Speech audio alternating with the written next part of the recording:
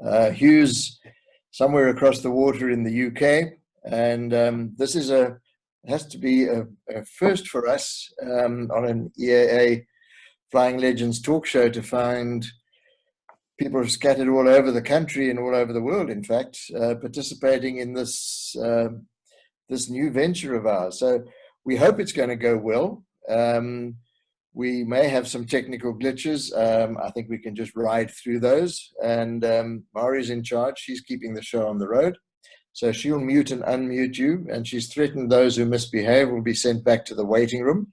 So that you all keep your audio and your video muted. You might have seen some of the instructions up front.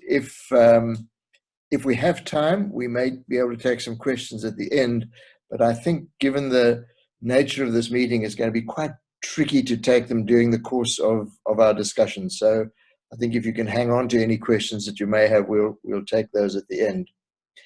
Before we get started, I just want to thank the Braai Masters, Kun, Potty, and Ronnie, for the fabulous braai. The boerewors, as usual, was superb.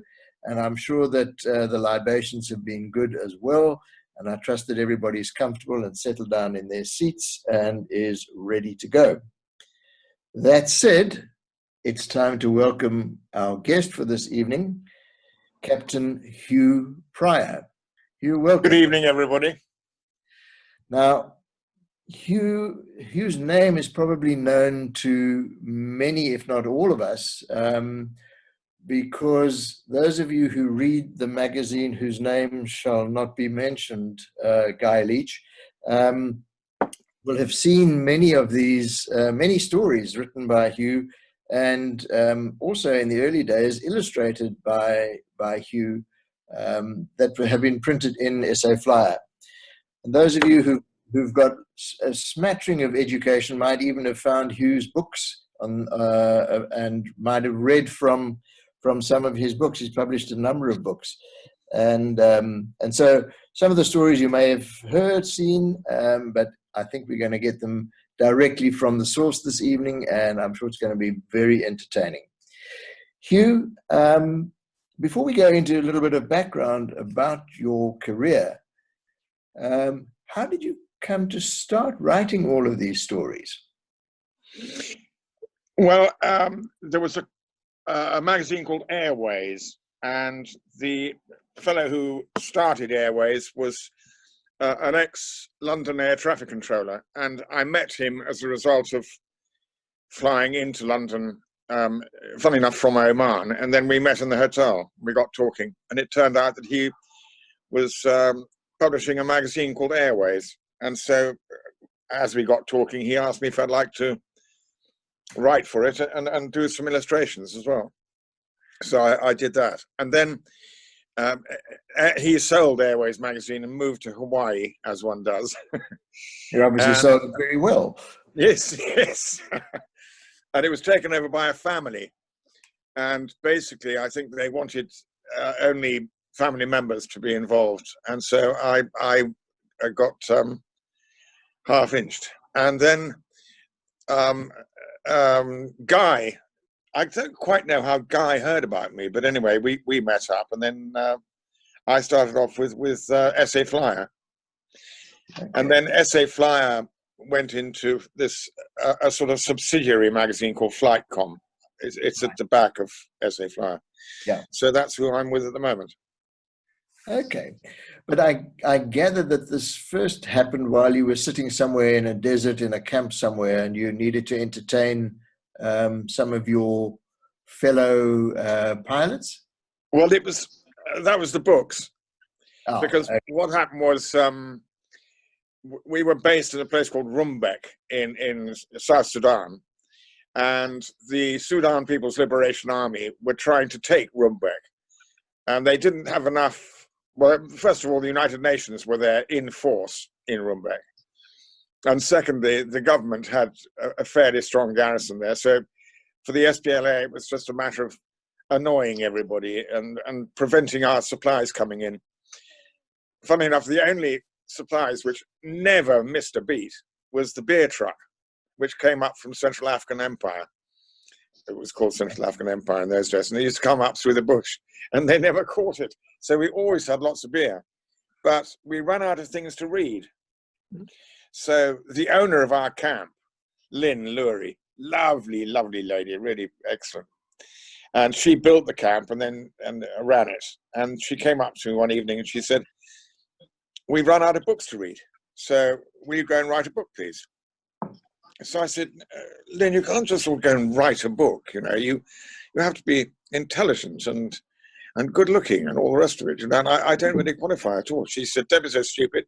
You write articles for magazines, just make them a bit longer. We need books. Like, go to your tent." So I went to my tent and started writing a book. And that's the pirates. Well, I used to do about 2 chapters a week, and then she would cyclostyle them and then feed them around to all the tents so that people had things to read. And then after because there was absolutely nothing else to read, people rather enjoyed them. So when they weren't on Kindle. Yeah, they're on Kindle. Yeah. Okay. Lovely. Okay. So you can make a fire with them. Kindle. And it's kindling. Yes. So there we go. That's the background to the stories and the background to the books. Let's just run through Hugh's aviation career briefly, and we'll go back into the beginning of it. 6 years with the East African Flying Doctors, flying various things such as a PA-12. Jeremy will know about that. Super Cub, Cessna 206, Rally, a Britain Norman Islander. Now we're getting to the big stuff. Cessna 402, mostly around Kenya and Tanzania. And then a year with an air taxi service, Khartoum air taxi. Yes. With a Fairchild Porter, which must be a fairly unusual aeroplane. I don't think we've seen too many of those around.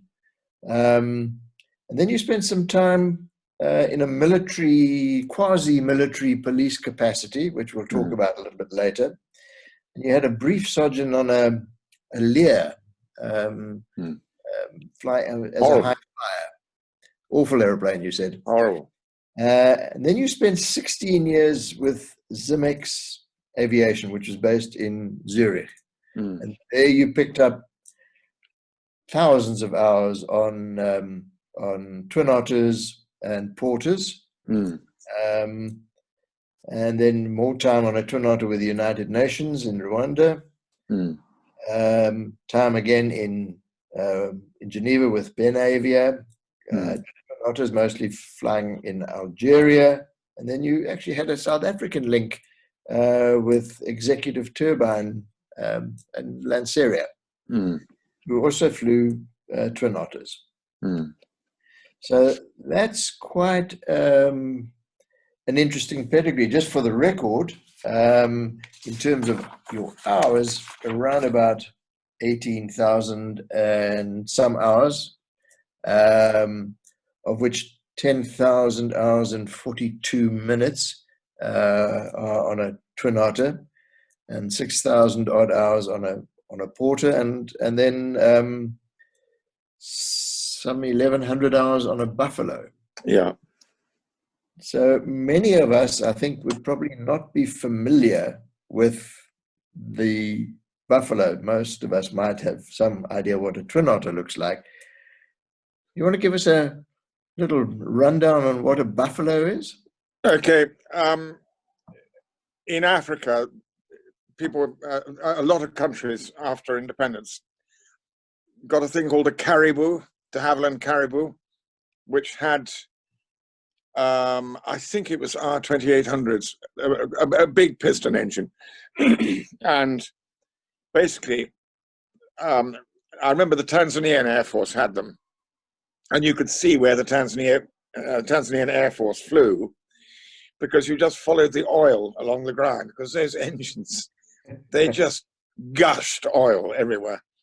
So to straighten that out, the de Havilland company decided to turboprop the aeroplane. And while they were doing it, they cleaned up the airframe considerably, made it a bit bigger. And so instead of carrying, I think the caribou could carry about 4 tons, and the buffalo could carry 8.6. In fact, you could push it to 9 tons, depending on the weight of the pilot.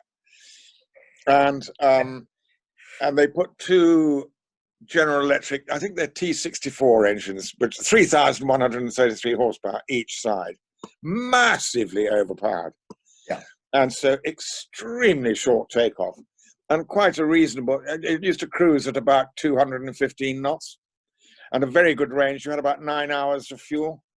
Wow. We used to fly to the UK in it, and we'd do 2 fuel stops on the way.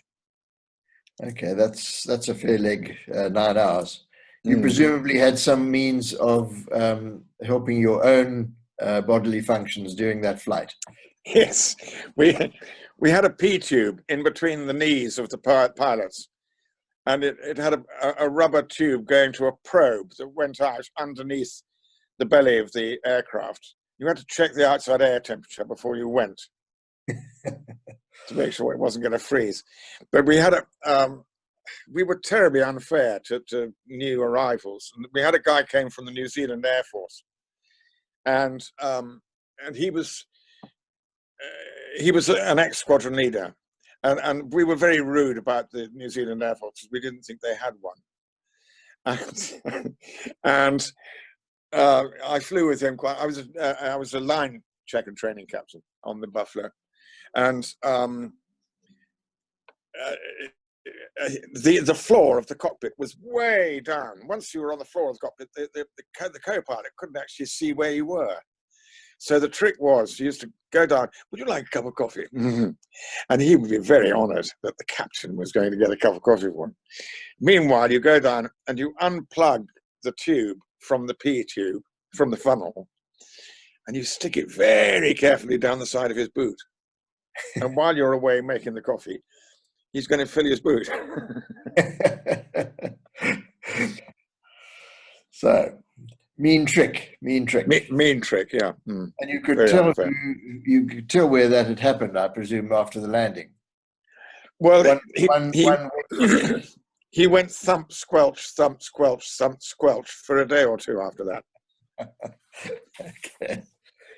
Hugh, I want to just go back to the beginning, your beginning, in fact, which is an interesting one, the time of your birth, which you may not recall, but you were the youngest of 6 children. Yeah. And the youngest, perhaps for a sad reason, in that your father had died in Normandy. Yeah, he was killed after D-Day. He was actually a chaplain, and one of the chaplain's jobs in the army was to pick up the dog tags of dead and severely wounded.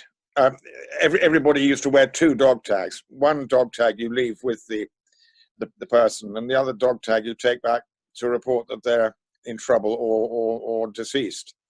Yeah. And of course, if you're going to go and pick up dog tags from people who are deceased, chances are they're going to be behind enemy lines. And that's where he was. We think he actually got hit by English shells. Yeah. So obviously you didn't know him. He didn't know you. No, he was killed 10 days after I was born. Wow. Okay. And in fact, the last letter which Mum received from him was, I've got it myself, and it's on blue notepaper, and it just says, "Call the 6th Hugh," because her brother Hugh had just been killed as well. Mum lost 4 brothers and her husband. Wow, that's tough. I just don't know how she made it. I really don't understand how she made it. And then to be left with 6 of us. Well, if the other 5 were anything like you, I can imagine it can't have been an easy job for her. Absolute nightmare. Hugh, you went to school at quite a posh school. You went to school went to Eton. Yeah. Where some they took anybody in those days. Oh yes, I see. Okay, and people who probably were almost as famous as you have attended that school. Yes, I mean prime ministers and various others. Yeah, quite a lot of politicians. Yeah. So You basically got to be a liar and a thief to be a politician. So we got a very good education there. so did you fit right in there? Absolutely. No, I was that far away from being fired all the time. I was so thick. Yeah, sure. I did maths O-level 7 times. And eventually I got the results. I was an apprentice on a cargo ship. And I'd done 2 A-levels. So you don't have these in South Africa, I don't think, do you? Some of the private schools do.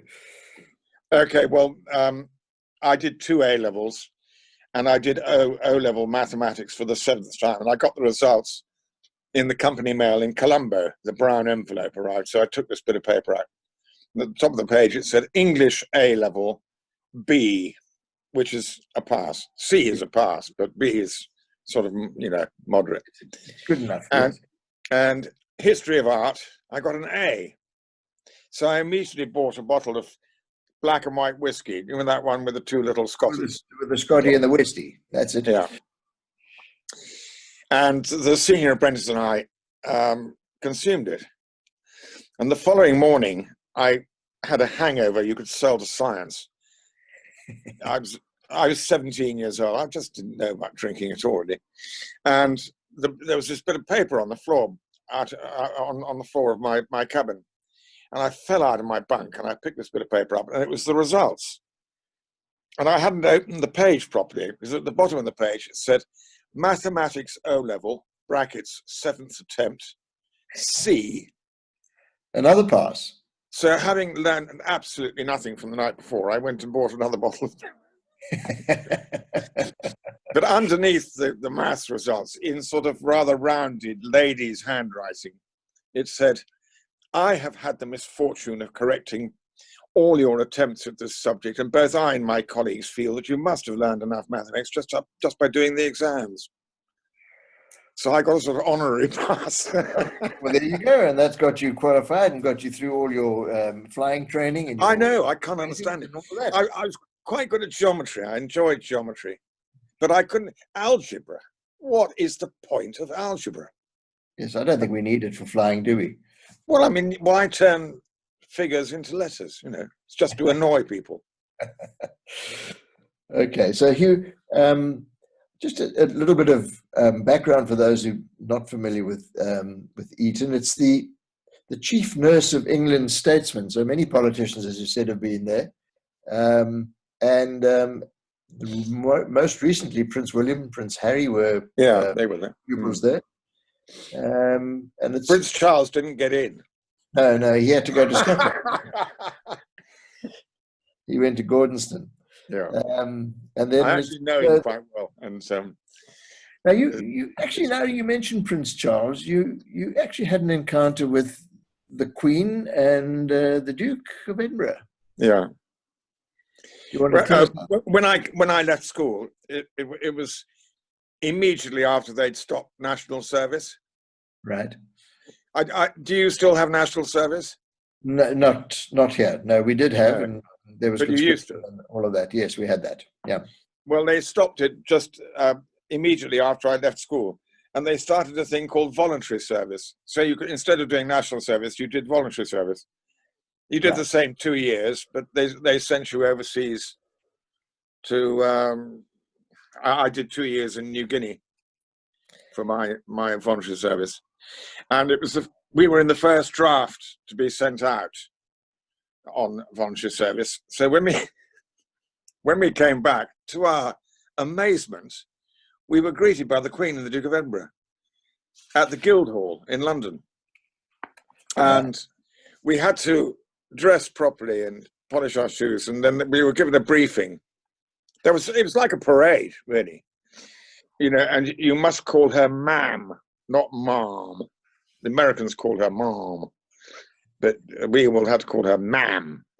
And you should only bow from the neck upwards, and all that sort of thing. So we were quite honestly cacking ourselves, waiting for them to come in through the door. And they got half an hour to say hello to us. And Duke of Edinburgh came up to me and he said, "So where have you been then?" So I said, I've been in New Guinea. You must be pretty annoyed being back here. So I said, how do you mean? He said, well, in New Guinea, you used to have those long drops, didn't you? Back here in the UK, you get nothing but backsplash from those toilets. Oh, terrible place. He had us in absolute stitches. And they were with us for over an hour and a half. So I don't know what happened to their next appointment. Oh, well, you actually, you mentioned Papua New Guinea, and that you went out there as a junior apprentice on a ship. That was just to get there. That was just to get there. So you worked your passage to get there. But on the way there, you had a little run-in with the senior apprentice whom you mentioned. And let me see the result. There we go. Okay.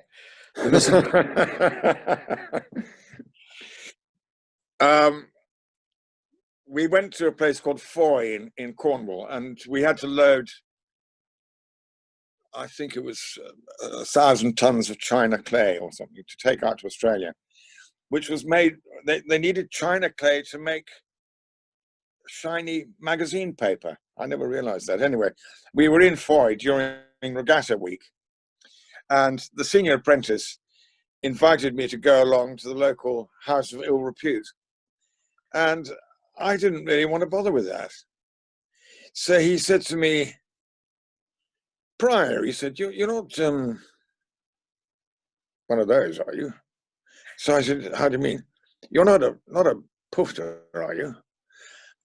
I said, no, I'm not. It's just that I've never had to pay for it. Is there something wrong with you? That's when my tooth came out. And it served you well, the replacement. I had another one put in New Guinea by a very drunk Australian dentist in a place called Mount Hagen. It's up in the Western Highland district of New Guinea. And he stuck this tooth in, and it fell out 4 days ago. 4 days. Okay. After 57 years of service. That's pretty good. I've still got the tooth, so I think they'll stick it back in again. Might be able to get it back, yeah. Yeah. Hugh, it was while you were out there in New Guinea that you had your first flight in a light aircraft. Yes. I think you've written a little story about that called Stay of Execution. Yeah. When I was young, my elder brother, I'm the youngest of 6, as you know, and my elder brother and I had to share a bedroom, and we didn't see eye to eye at all. We were always fighting like cat and dog. And one time I was beating him, and he said to me, you're going to die in an air crash before you reach the age of 21. And that rather stuck with me. So that wasn't the real reason why I worked my passage on a ship to go out to New Guinea. But the first time I actually flew in an airplane, I was convinced that I was going to die. And so we were in a place called Madang in New Guinea, and I was going to fly up to Simbai, this place Simbai, which is where I was going to be based, in a Cessna 185. Right. And so we went out to the airport, and it was completely full of cargo. So he had the local medic's wife, Mrs. Kibby, and I sat on that funny little bench seat they've got in the back of the 185. And the rest of the airplane was completely full of boxes and stuff. We couldn't even see the pilot.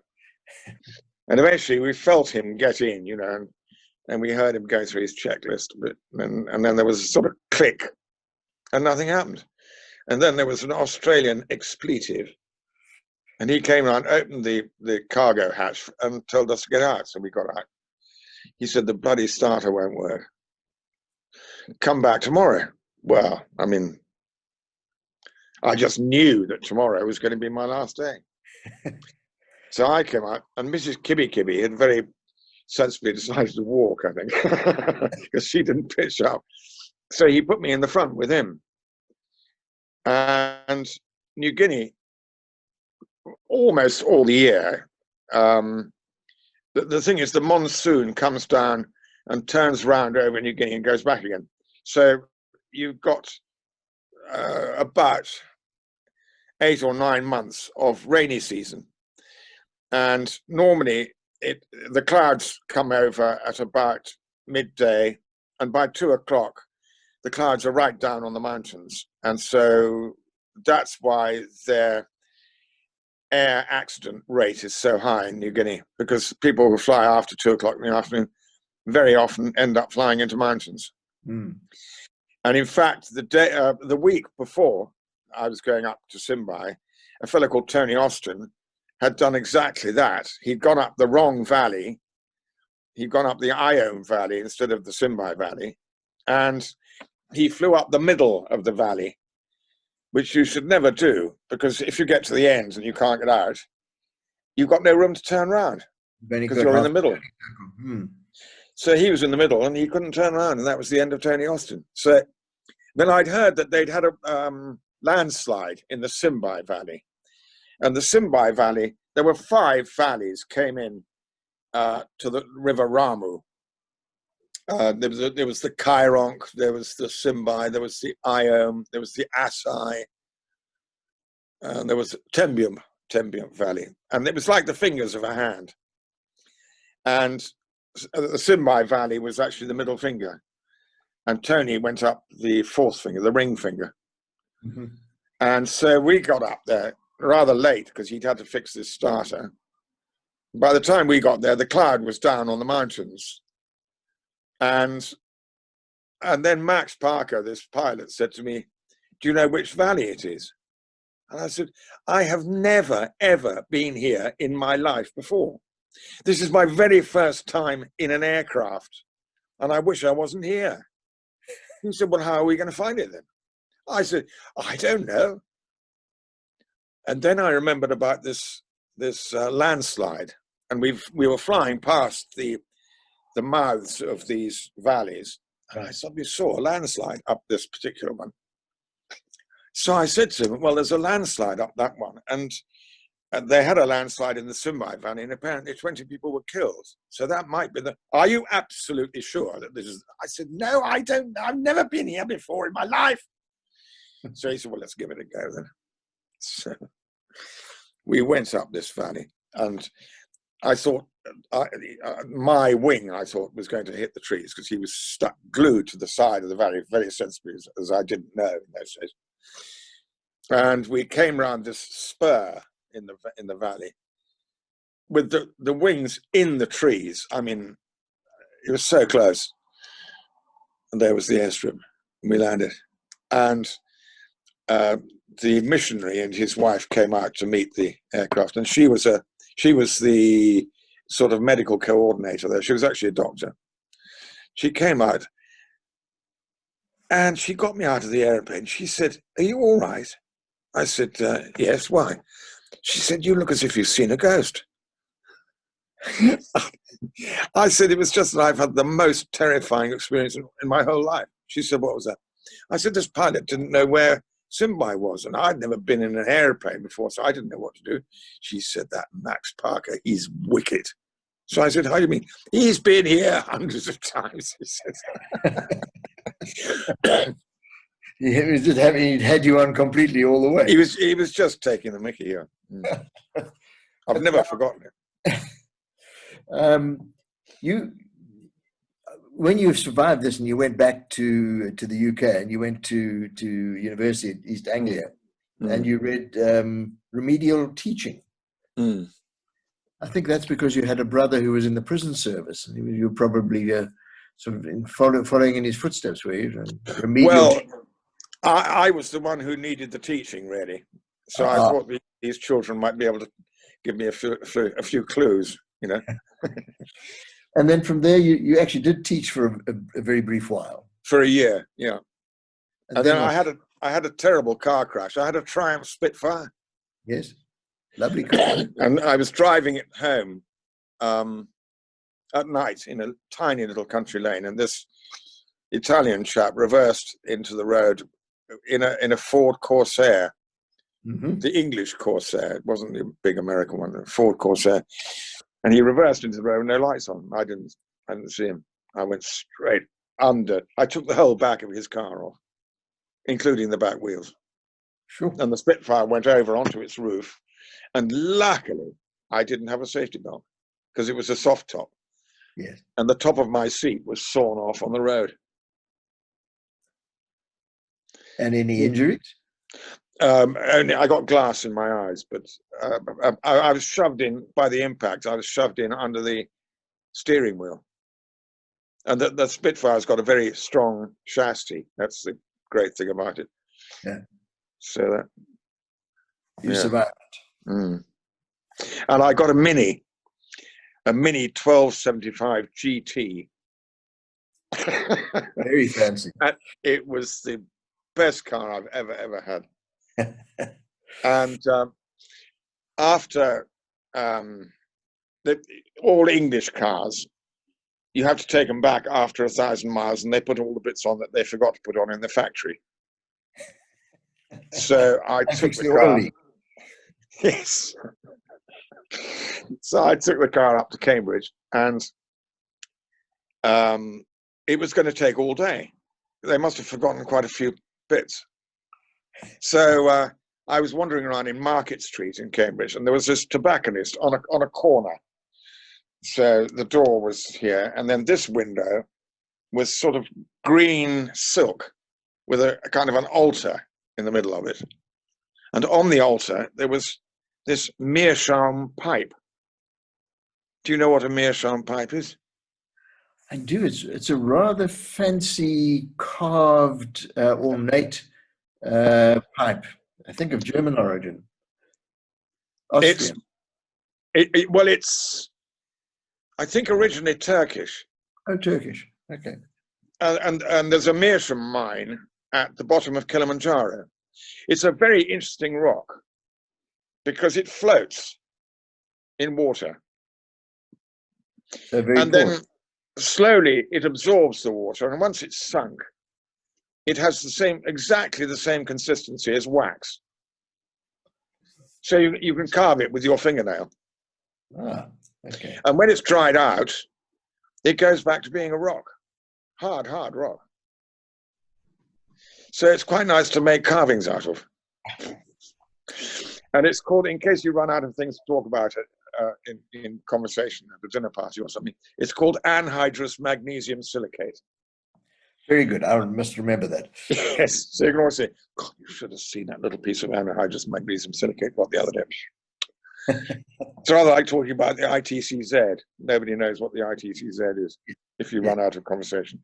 Well, those who've flown in Africa do know. They do. And me in particular. So Hugh, I know you were. I just want to move a little bit on you. You were called by the family, by cousins, by your cousins. Mm. You had a. How did they say it in the film? You had a farm in Africa. Yes, they had a farm in Africa. They had a lovely 22,000 hectare mixed farm on the slopes of Kilimanjaro, the northwest slopes of Kilimanjaro. You cannot find anywhere in the world to beat it. It's paradise. And they were dairy farming. Well, they were growing. The thing is that because of the ITCZ, if you'll excuse me, we get two crops a year because you've got 2 rainy seasons. Because the ITCZ, the Intertropical Convergence Zone, in the northern hemisphere, you've got all the low pressure areas go around anti-clockwise, and in the south they go around clockwise. Yeah. There's a bit in the middle where they don't know which way to go, and they all bump into each other, and you get the biggest storms in the world. And this belt of bad weather goes north in the northern summer when the air in the north gets warm and thinner. So then the belt moves up there.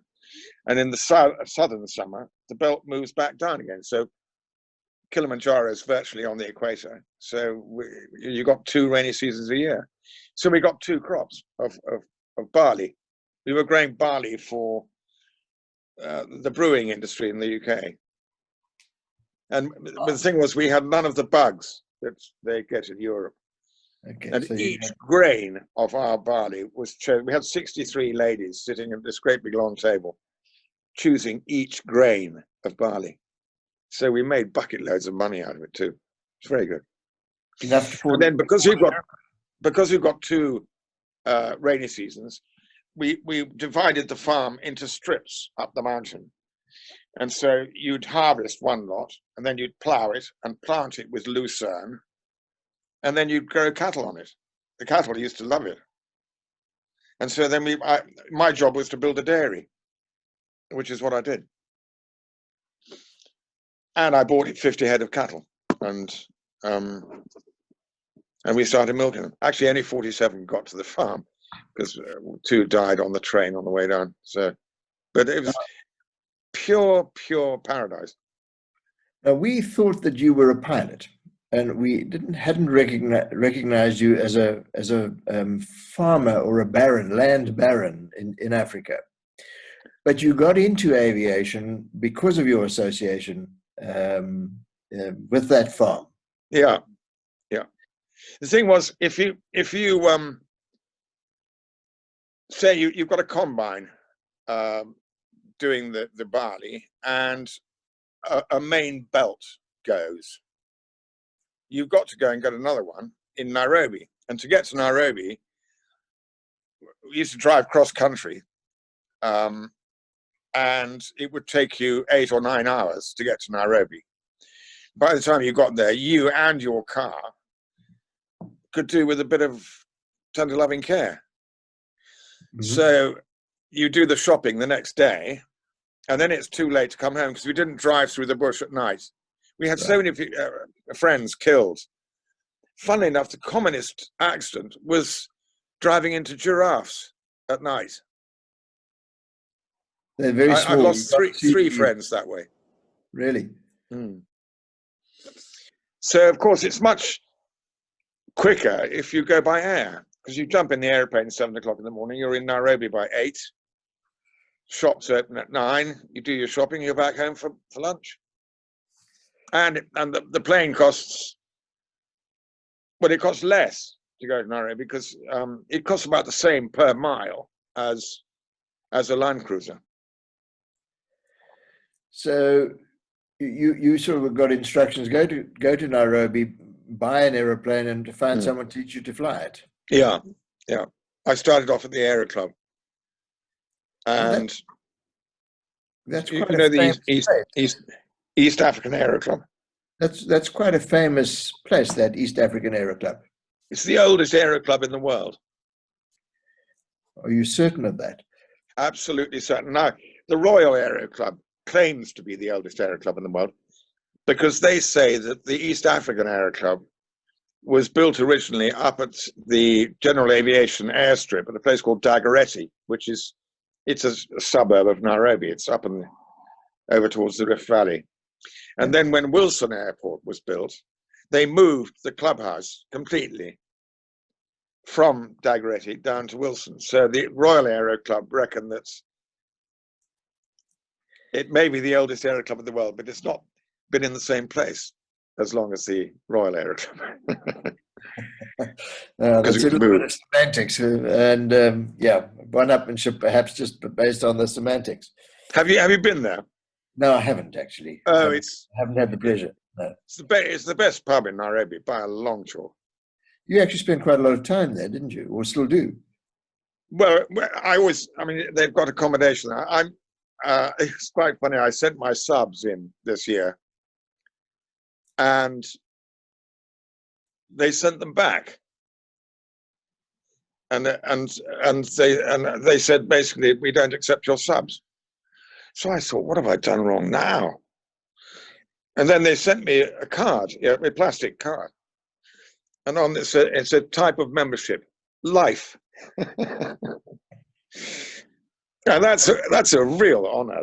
For the oldest perhaps aero club in the world.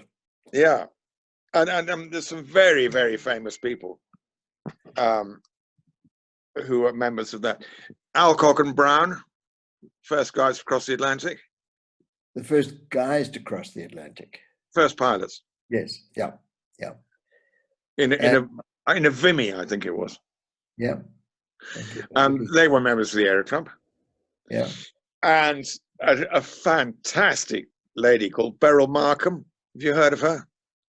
I was hoping you were going to get to Beryl Markham. She's such a character, and I know her really well. You know, and she was the very first person to fly across the Atlantic from east to west against the wind. What year was that, Hugh? 1934, I think. I can't quite remember. I mean, I wasn't around, of course. Yeah. But you know, I've had beers with Beryl many times. She can drink much more than me. Actually, she's gone now, but she was such a character. She's reputed to have caused 24 divorces in Kenya. And she had after she arrived in America on her flight, she's written a book called West with the Night. Yes, I've heard that title. Oh, it's worth reading, I tell you. And she got to America.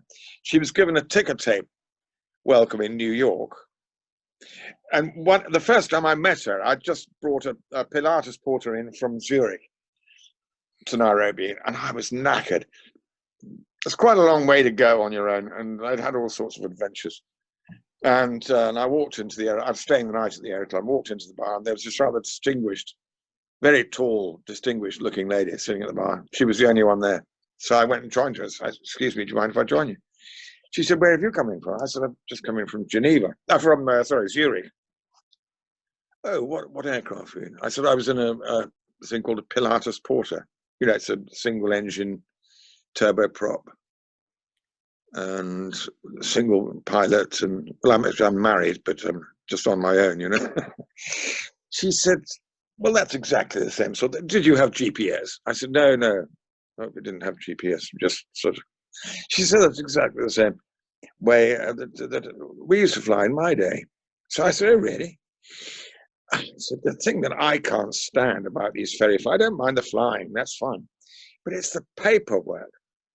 You know, when you get to the far end, you're going to spend a week doing expense reports, and it just goes on and on and on. I hate the paperwork." And she said, "Oh, when I went, the only paperwork I had to do was to take the ticker tape out of my hair." And then I suddenly realized who I was talking to. And that's the first time I'd met her. I thought she died years before, but you know, it was really quite an experience to meet her. That's a fabulous story. Yeah. And she put away a few beers. Oh, she was never allowed to pay for a drink in the Aero Club. I'm sure. Yeah. No, somebody of that. There was a barrel. Yeah, there was a barrel. And we put your money in, and then Beryl would drink from there. Okay. You just take us back to your learning to fly. You learned to fly in a Super Cub or a cruiser? No, I learned to fly in a Cessna 150, the old vertical tail 150. Straight tail. Yeah. Yeah, straight tail. And Alpha Echo Romeo. I remember it vividly. And it was quite interesting at 6,000 feet above sea level. Yeah, well, I mean, you know, Johannesburg's at 5,000. Yeah, of course, fields are a bit higher. So yeah. So the guys who fly up there are quite used to those density altitudes and the temperatures. Sure. But it can be a challenge. Sometimes it's fortunate that the Earth is not flat, that it is round, and that's helpful. Yes. So you do eventually get airborne one way or another. Yeah. And how did that training go? You did it in the regulation, whatever it was in those days, 40 hours? Yeah, it's 40 hours, yes. I went solo after, I think it was 9 hours. I was rather thick. I think most people went solo after about 5 hours. Yeah, but you weren't good at summers, so you had to take a bit longer. Well, it was also, I wasn't doing it full time. You know, I had to go back to the farm and then come up to Nairobi for a weekend and do a bit of flying and so on. So I think it's very important to do the whole thing at one time, really, if you want to make sense of it. I think there are different schools of thought, but some of the more intense courses, shorter courses, focused for 2 or 3 months, perhaps, is the way a lot of people have done it. Mm. And also You another had thing. quite an interesting instructor. Well, I had several. Yes, one of them. My first sort of initial instructor was a chap called Tony McNay, and his father was a captain on DC-8s with international. I think it was International Air Services. It was a freight company, cargo, Yeah. and then I went to Boskovic Air Charters, and I was taught by Mr. Boskovic, Chico Boskovic, who was Churchill's personal pilot in North Africa and Italy. Whenever Churchill flew, he flew with Boschi. And Boschi was a Serbian, and he'd run away from Serbia, and he had a price on his head, £25,000, and King, whatever his name was, of Serbia, I think it was Stephen or something, his name.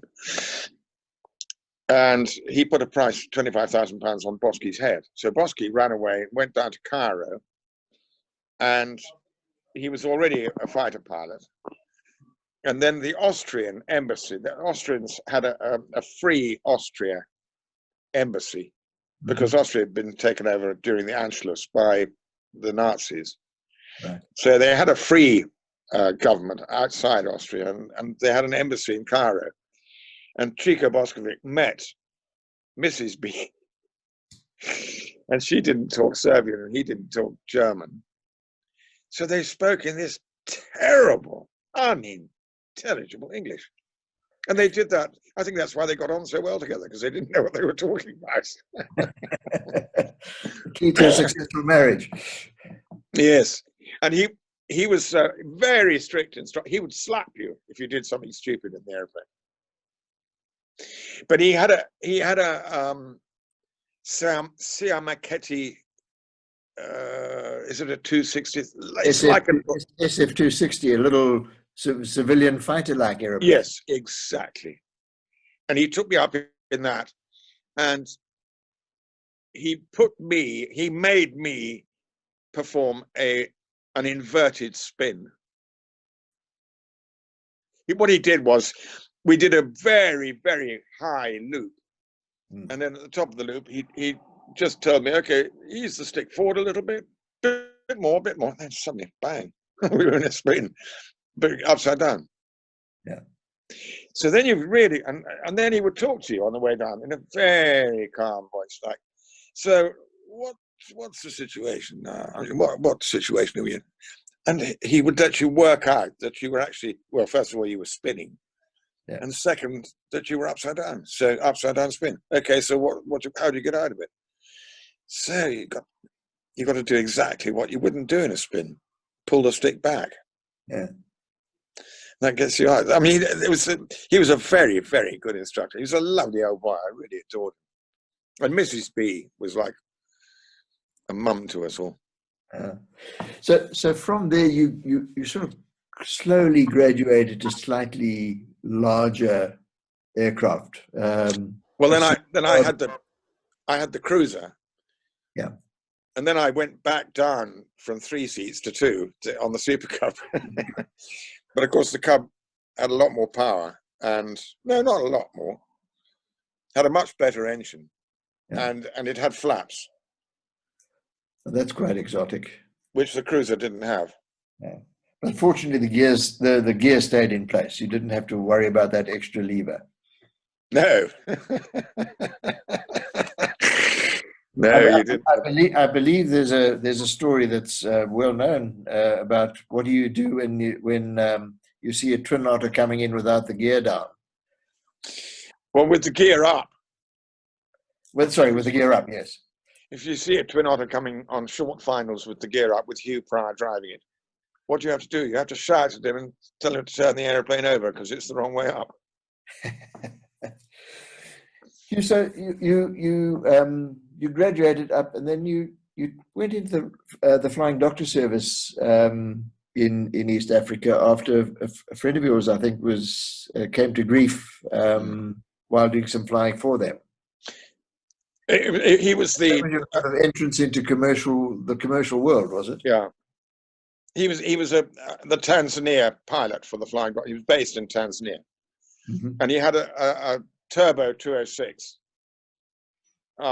which was turbocharged, but the normal 206, normally aspirated, is 300 horsepower, and the turbo is only 285, which sounds wrong, but you get 285 horsepower up to, I think, 16,000 feet. Yeah.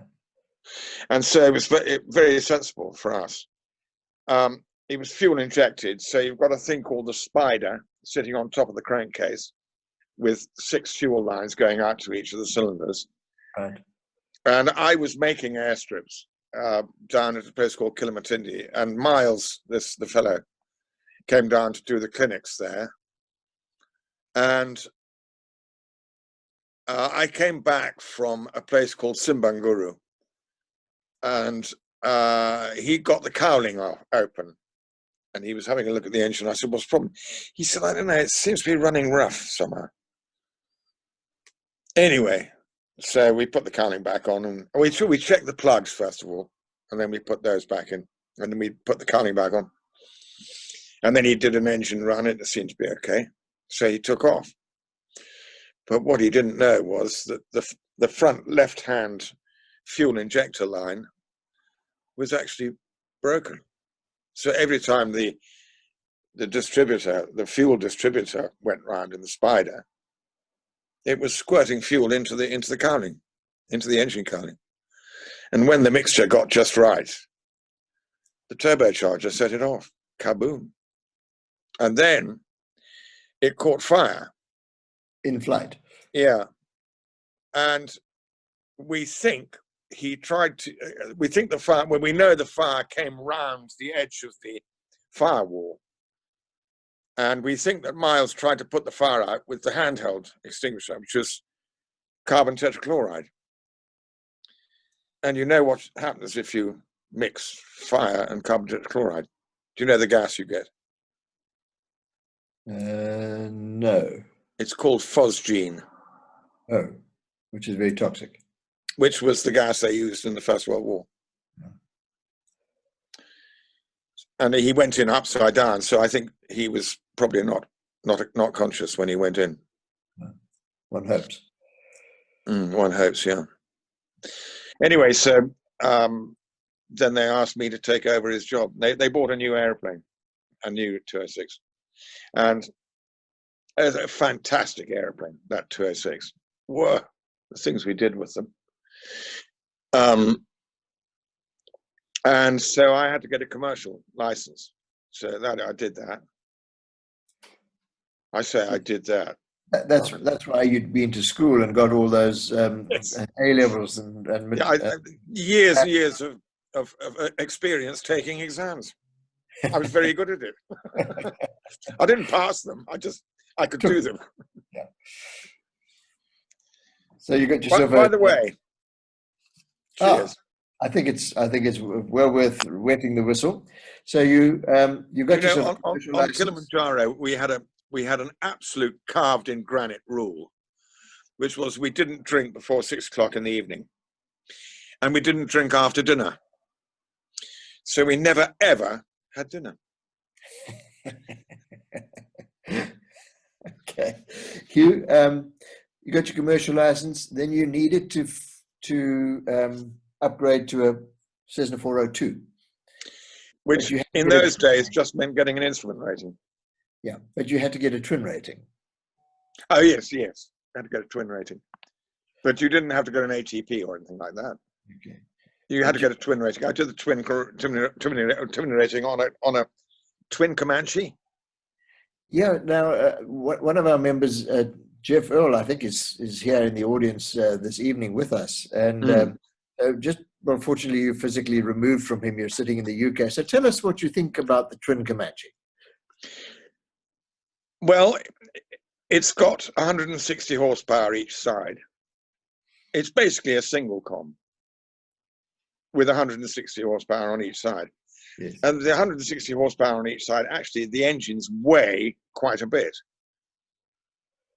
So if you're thinking of going into a spin, there's probably not a better aeroplane to do it, because with those engines out there on the wing, it spins beautifully, but right into the ground. And we lost 3 complete crews in Kenya, in twin Comanches, all on training, and they were all demonstrating single engine minimum control speed. DMCA. Yeah. Yeah. It's not an uncommon accident, unfortunately. It's happened pretty much everywhere over the years. But I mean, well, for example, when I did the Twin Otter course up in Norway, I did it with a company called Widerøe, and they had 17 of them, Twin Otters, and they were extremely good instructors. But they did tell you, if you're coming in for a full flap landing, don't select full flap until you're absolutely sure of making it and stopping. Because if you have to go around and you lose an engine on go around, the airplane will flip over on its back and make a smoking hole in the ground. This is the Twin Otter. That's what they told us. Right. Okay.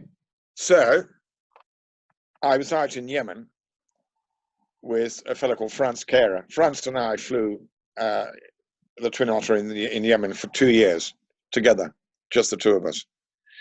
So we got to know each other pretty well. And then we got a fellow called Bill Hoytink, his name was.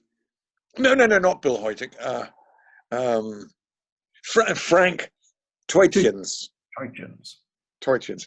T-U-Y, it's a Dutch name. Tuytjens. Tuytjens. And he came out to Aden to do our recurrency training and also IRT and all the rest of it. And his luggage didn't come. So I had to lend him a pair of my jeans. And I was rather flattered to find that they fit him pretty cozily. And also he got a liking for the local beer, which was called Sierra beer. So he put a bit of weight on as well. So we changed his name from Tuytjens to Tight Jeans. I suppose eventually his luggage did come out, but by this time he'd really taken a shine to this local beer. So he changed his name to Frank Two Chins. He was the chief test pilot on the Alpha Jet. He was a very, very good instructor. And he was able to teach you something different about the Twin Otter. Yes, sorry, yes. So I told him about this, not doing full flap landings until you're absolutely virtually on the ground. And he said, well, let's go and give it a try.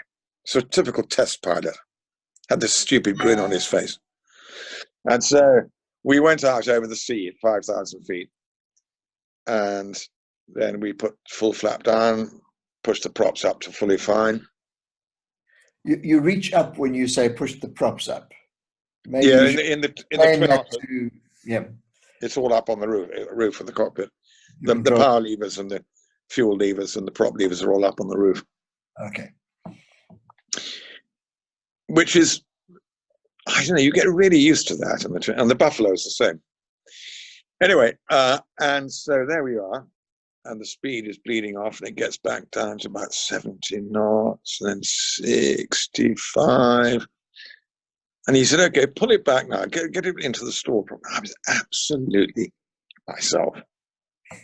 I knew we were going to die in a smoking hole. It wouldn't be a smoking hole because it'd be in the sea. Crash in the sea. And all it did was, he then pulled the left power lever right back, leaving the prop in fully fine.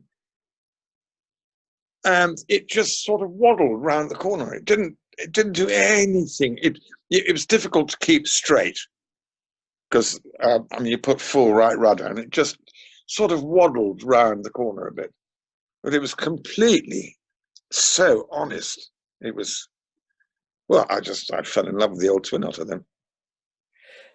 And you stayed in love with it for $6,000, $10,000, $10,000. 10,000, yeah. You did a lot of interesting work with that twin otter, and you had some fairly unique experiences in terms of where you landed. Likewise with the buffalo. Mm. One We of got the we landed the buffalo in. We had in the air wing. We were responsible for carrying a bunch of people called the Special Task Force, who were trained by the SAS, and we could put 40 of them in the back and chuck them out if necessary on parachutes. And we had to go down to this place called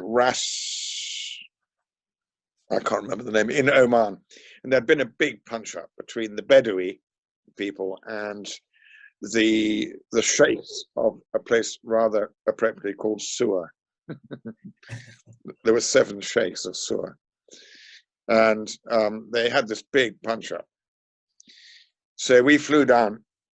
We had a buffalo with a couple of Land Rovers and various weaponry in the back. And we had another one with these 40 Special Task Force guys. And the Special Task Force guys, the pilot was an old friend of mine from Kenya, Roy Drummond, his name was, and he was actually IC in command of the Buffaloes. And he landed on this sand dune, and after stopping, the airplane just very gently sank into the sand until he was sitting on his guts. Couldn't see the wheels. The wheels disappeared. It was just sitting on its guts. 46-ton aeroplane. Sorry? This is a 46-ton aeroplane or more. No, it's 47,000 pounds. 47,000 pounds, sorry. 48,000 pounds. Whatever that is. You the one with the maths qualification. Hang on, I can't remember. How many pounds in a ton? I can't remember. 2,000. I think. Let's say 48,000. Divided by 2,000. Isn't it? 2,200. 2,200. Yes, it is 200. Yes. Equals 25. Yeah, 22 tons. 22 tons of airplane sunk into the sand. Yeah. So I said to the boss of the Special Task Force, well, you won't want us landing there as well, will you? He said, if you're not on the ground before midday, I shall require a report in my office before you go home this evening. So we landed. And meanwhile, this commanding officer of the Special Task Force was giving Roy Drummond, our IC, a lot of uphill about the fact that he should have done, because we ran along the ground first to see what it was like, to see how the wheels dug in. And before we actually did the landing, he's giving Roy a big uphill about this. Why was he so stupid? Why didn't you do the same as this sensible guy here? Come on. Anyway, so we landed. And then and stopped. And the airplane sank into the ground. Did exactly the same. Exactly the same, yes. So we had a helicopter. And we went off to Mazira Island, which was an old Royal Air Force base. It was one of the staging posts to Basra during the Second World War. And they had a whole lot of Second World War pierced steel planking there for making runways out of. So we took a bunch of that over and we dug trenches down to the main gear and to the nose wheels. And we put this PSP down there. And we were airborne in a Buffalo from the bottom of the hole in 81 meters. Incredible. That's how silly that airplane is. 3,000 odd horsepower on each side. 3,133. It just popped out of there. I don't think it touched the ground after it got to the top of the hole. It was extraordinary. It was a weird feeling, really. That Buffalo. Very light at the time. Of course, yes. I mean, we had fuel for about 3 hours. I think we're going to come back to this buffalo because you've actually got quite a very dramatic story about a buffalo, which I'd like you to tell a little later. Mm. Tell us a little bit about the Twin Otter and some of the flights you did in that. The Twin Otter, basically, if you could get a buffalo in and out, you could get a Twin Otter in and out. Except that the buffalo's undercarriage was much wider because the undercarriage legs were attached to the engines, whereas the Twin Otter, the undercarriage was narrower, so you could land in Somalia.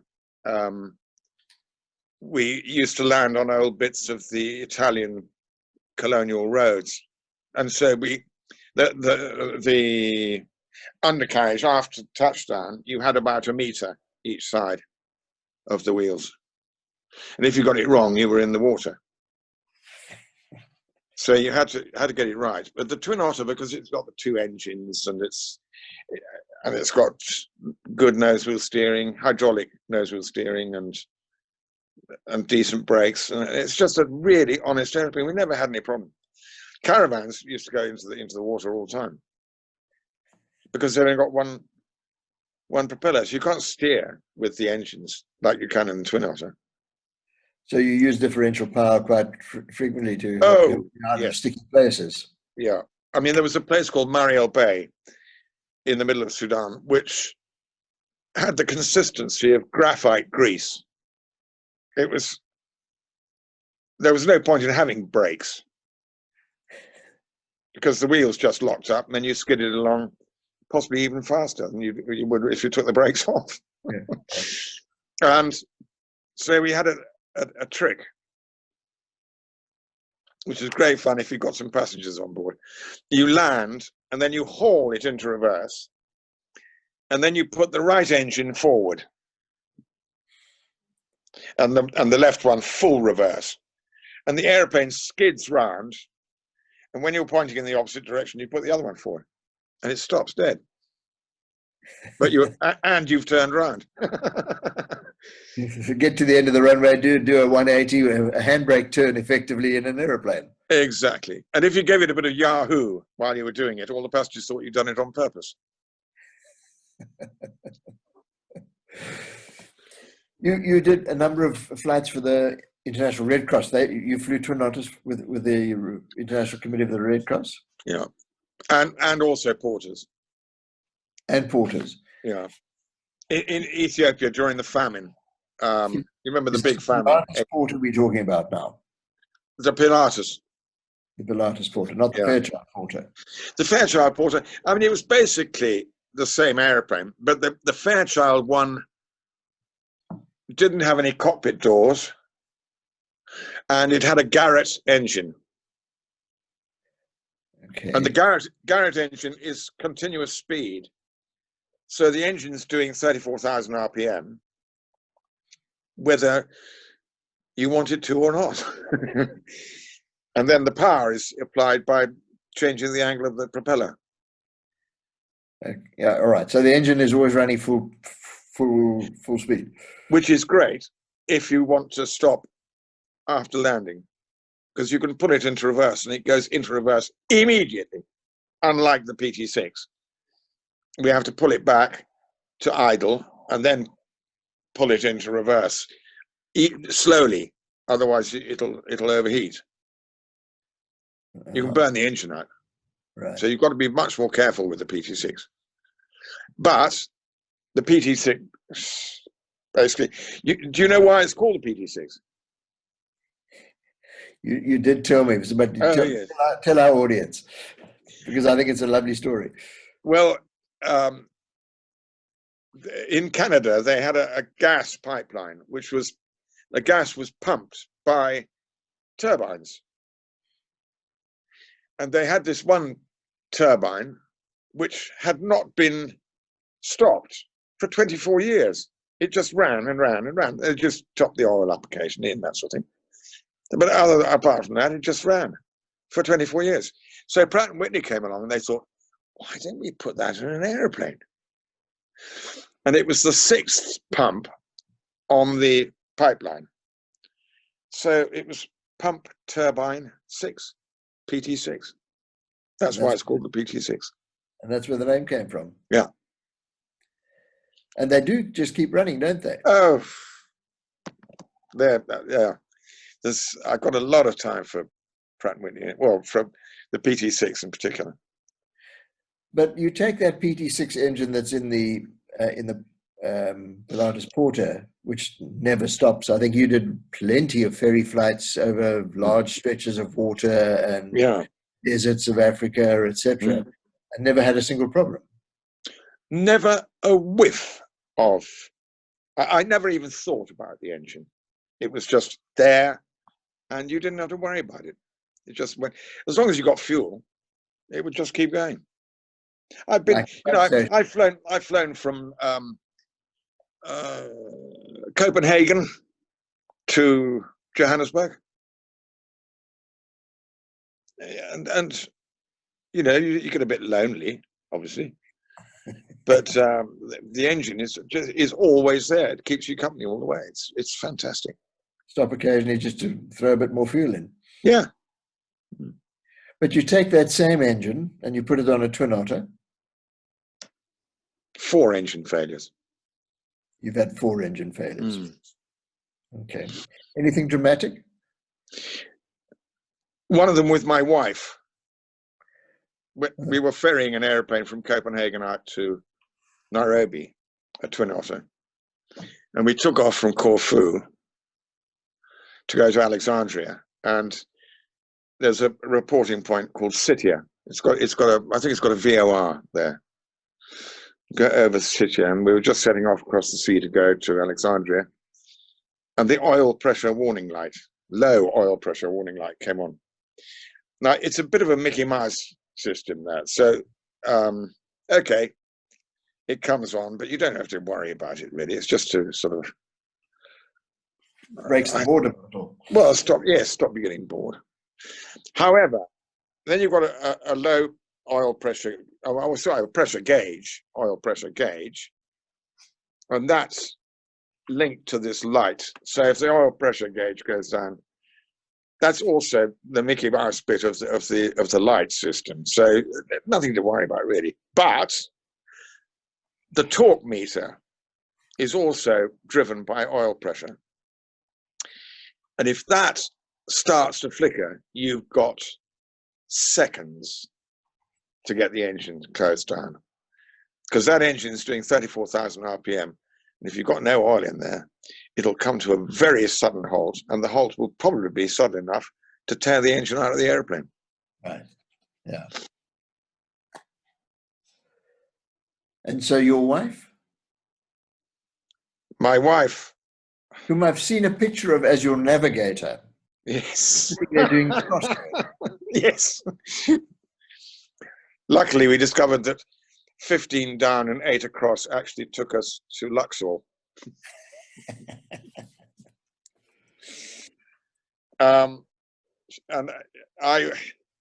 She was the secretary of the guy who I bought the PC-12. No, not PC-12. The Piper 12. The cruiser. Mm. I bought it off him, and she was his secretary.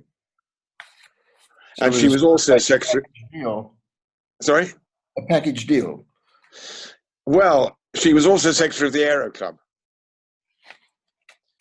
And that's where I learned to fly. And when we got nationalized, I was already engaged to a girl called Barbara, who was from South African stock, a fellow called Brian Freeberg. He'd come up to Tanzania and started a farm on Kilimanjaro. And he basically was going to stay in Tanzania, so he applied for Tanzanian nationality. And then the farms were nationalized. And everybody's farms were nationalized. You didn't have to be expatriate or white or anything. All the African farms were nationalized. Everything was nationalized. So we were given a week to get out, but Brian Freeberg was allowed to stay because he was going for his nationality. And then I discovered that my fiancée, who was his daughter, was actually engaged to two other people at the same time. And 10 days after we were nationalized, I was staying with some friends in Nairobi, and the telephone rang, and it was this fellow called Mike Littlewood, Shrub. He was known as Littlewood, Shrub, right. And he said, I've got a party this weekend on the farm. All your friends are going to be here, and I want you to come up on Friday, chuck a suitcase in the back of your plane, come up to the farm, and we're going to start on Friday evening and go through to Monday morning. All your friends are going to be here, so don't say no. So I went up there, had a fantastic bath. We didn't have proper whiskey in Tanzania. We had stuff called Royal Mark, which was made out of sugarcane. It was horrible. We used to put it in black label bottles to try and make us feel better. Anyway, and I had a big hot bath, and then got dressed and went across to the main house. And there was a lot of laughter going. It was obviously going to be a very seriously good party. And I got another large dram, and he had a fireplace at either end of his beautiful veranda with a view out across the plains of Laikipia, across to the Aberdare Mountains, and the sun going down, and behind you the forests of Mount Kenya. And it's another of those absolute pure magic places. And he came up to me, and I was looking into this Yule log fireplace, thinking I got a job making these airstrips for the Flying Doctors, so I didn't have to get rid of the airplane. I was feeling much better. That was good. So I asked him, what's this party all about? He said, I've got engaged. I said, Shrub, I didn't think you'd be that stupid. I thought you'd die on the job at the age of about 93. And he said, no, this is the one. So I said, who's the lucky lady? He said, she's from Tanzania, funny enough. She's got long, long blonde hair. So long she can sit on her hair. And I said, her name's not Barbara, is it? He said, you do know her. I said, I've got some rather bad news for you. He said, what's that? I said, I'm engaged to her as well. Oh my God, he said, what are we going to do? So I said, well, I suggest we get very, very drunk and see what happens. And there was a fellow at the party, a fellow called Buzz Ackworth, who was a British Metropolitan policeman. He was also engaged to her. And he actually got her in the end. So you learn from your mistakes. So then, of course, I had to go and look for something else. And I found my dragon. You found Annie, the dragon. Mm. Okay. Hugh, Annie's folks, her father was in the British Army, well, the King's African Rifles in Burma in the war, and her grandfather, and he became the chief collector of taxes in Kenya before independence, and then her grandfather, Hoppy Marshall, became the hangman.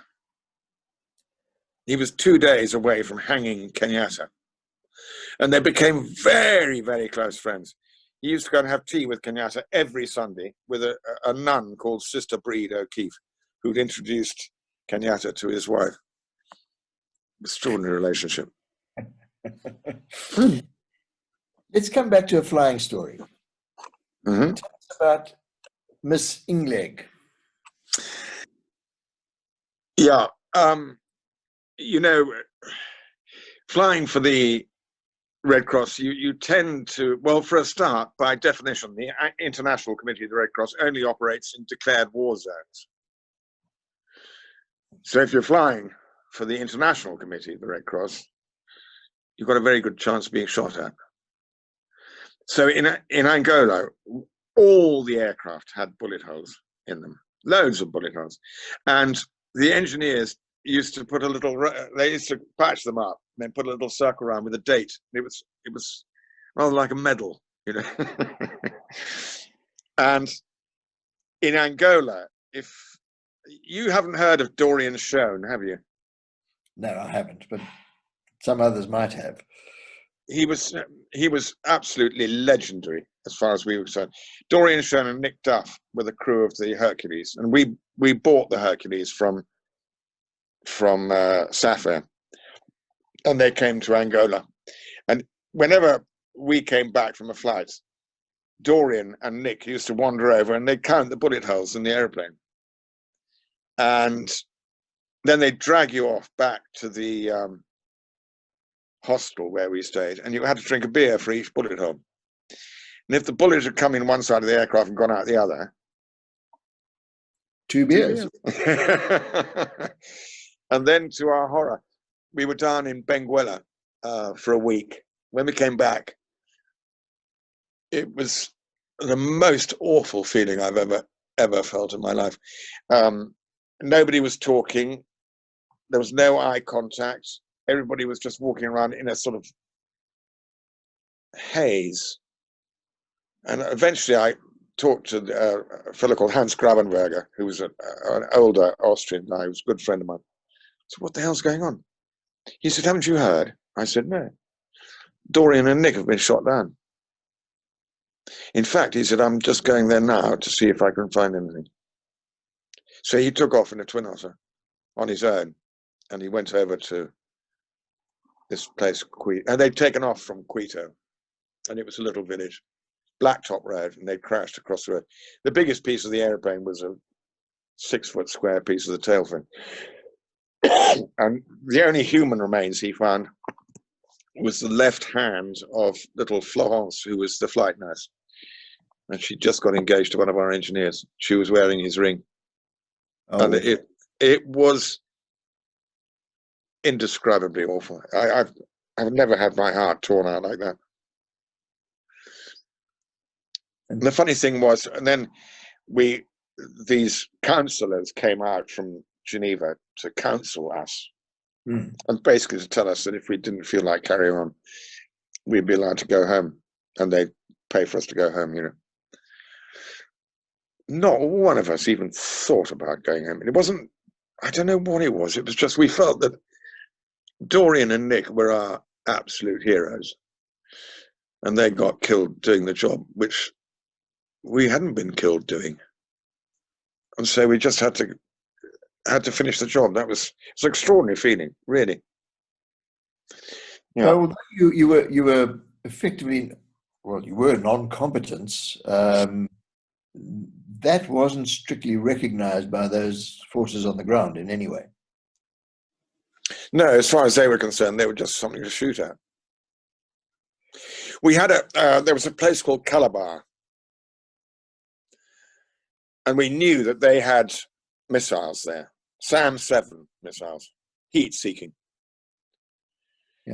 shoulder-mounted, and so we always went in pairs. The problem, if you think about it, if you're on your own and somebody fires a missile at you, all you're going to see is a little puff of white smoke. You won't see a line of white smoke because it's coming straight for you. So you won't see it. Because you're the hottest thing in the sky. Yes, and it's going for your exhaust pipes. Yeah. So we used to go in echelon. You can see that. Yep, good. And about 250 meters apart, one slightly behind the other.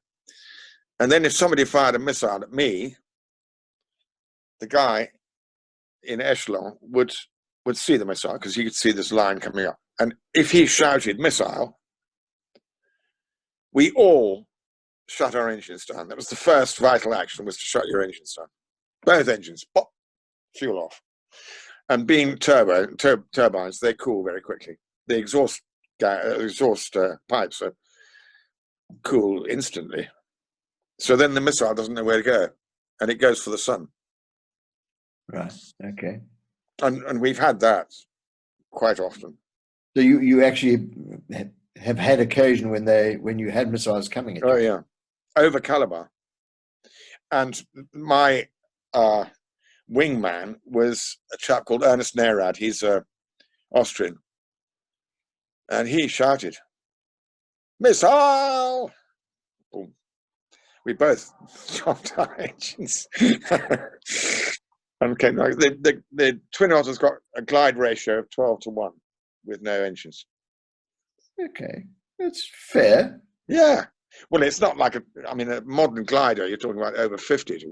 Oh, yes. I mean, but it's sort of between a glider and a grand piano. Yes. Depends who's playing the piano. And so, what altitude were you flying when in order to shut the engine off and have some time? We were at flight level 110, and the ground was about over Calabar is about 2,000 feet above sea level. Yeah. Okay, so you had a bit of time. Yeah, you've got 9,000 feet to play with. Yeah. And once the missile's gone, and you've got away from Calabar, you start the engines again. Light the fires and off you go. So we were talking about Miss Ingleg. Yes, sorry. Okay. In South Sudan, we lost 68 airplanes. So it was quite a hot theatre to operate in. And we had a flight following service, United Nations flight following service, which consisted of 3 Kenyan retired air traffic controllers, Churchill, Israel, and Salim. And they were our closest. They've saved my life on so many occasions. Because if you got late, we weren't supposed to come back after sundown. We weren't allowed to stay the night in Sudan because of the war situation. So we had to try and get back to Lokichogio in Kenya. And sometimes, if you got really late, you'd have to come back in the dark. And there were no night landing facilities at Loki. So then Israel and Churchill and Salim used to come and put these paint pots out. A 2-liter paint pot with a bog roll in it and a mixture of diesel and kerosene. And then and we had GPS, of course. So you line up with the runway, and when they saw your landing lights, they'd set fire to these pots. And then you had 6, basically, runway lights. The thing that we never managed to sort out was that the mixture of kerosene and diesel burns with black smoke. So the last bit, you just close your eyes and hope for the best. Well, pull the power off and wait for something to happen. Anyway, there's one particular, and you have to make position reports every half an hour. And the position report is your GPS position, your altitude, your speed, your estimate for destination, and your endurance, how much fuel you got left, and also your souls on board. There's always souls on board for some reason. So we had to go to this place, Lankien, and there'd been a big punch up there between the Shilluk and the Nuer people, Shilluk and Nuer, who have hated each other for thousands of years, and they still do. And so, it was a massacre. There were many, many dead and many wounded, we were told. So we went over with a triage team to go and see how many people we could actually sensibly bring out. And in South Sudan, we had 512 destinations, and only 15 of them had runways. All the rest, you just go and find somewhere to land. We're fairly flat. And plonk it in, yeah.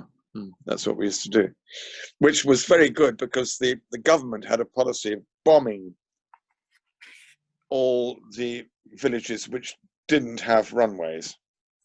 So then the people who got injured would have to walk to somewhere to be picked up by an airplane. So we didn't tell them that the Twin Otter could land anywhere, so we could pop in and pick them up from almost anywhere. Anyway, we had to go to this place, Lankian, and they did the triage, and we got 16 people who were in urgent need of help, including this one girl. The government also had a policy of dropping what they call little green apples, which is a Russian grenade. hand grenade, and they're painted green so that you don't see them in the grass. And if you step on one, it goes bang and it blows your foot to pieces and most of your leg. And if you're a little kid, it normally kills you. And this girl had stepped on one, and her left foot was, I think it was a left foot, yeah, wasn't a foot, it was just a sort of piece of meat. And her leg was awful, and she had to walk for a month from Dukfadiet to Lankian, where we landed. And she was heavily pregnant at the time.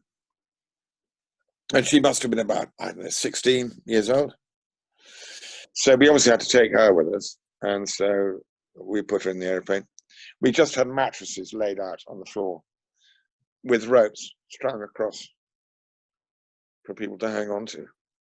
That's how we got all the people lying out on the floor, 16 of them, including this girl. We got her back to Lokichogye, and gas gangrene had set in. I don't know, have you ever smelled gas gangrene? Unfortunately, I have, yes. Well, we had a visit by the Red Cross bosses from Geneva one time, and they brought out this incredibly expensive Swiss cheese, and it looked and smelt exactly like gas gangrene. And I stupidly mentioned this fact. Nobody took any of the cheese. Nobody enjoyed the cheese at all. Oh, God, it smelled horrible. Anyway, so we took this girl to the hospital in Lokichogye, and the surgeons decided to amputate. And they wanted to find out whether they'd amputated the leg far enough up to get beyond the infection, the gas gangrene. So we had to take her leg down to Nairobi so the pathologists could have a look and make sure that we'd actually cut clean flesh.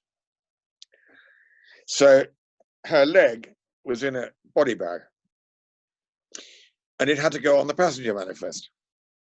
So if we had a really bad one, they wouldn't spend ages looking for the rest of her.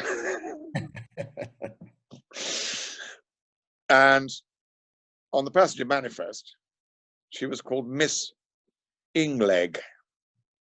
Miss Ingleg. Miss Ingleg, yes. Yeah. And eventually the pathologists had a look and decided that we'd done the right thing. So then we had a fantastic workshop in Lokichogye, the Red Cross workshop, with magicians. And that's the only word for them.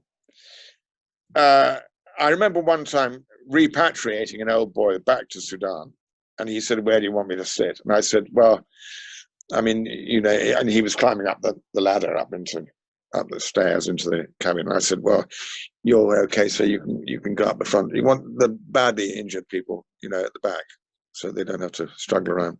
He said, "Well, actually, I've had both my legs off." I said, "I'm sorry."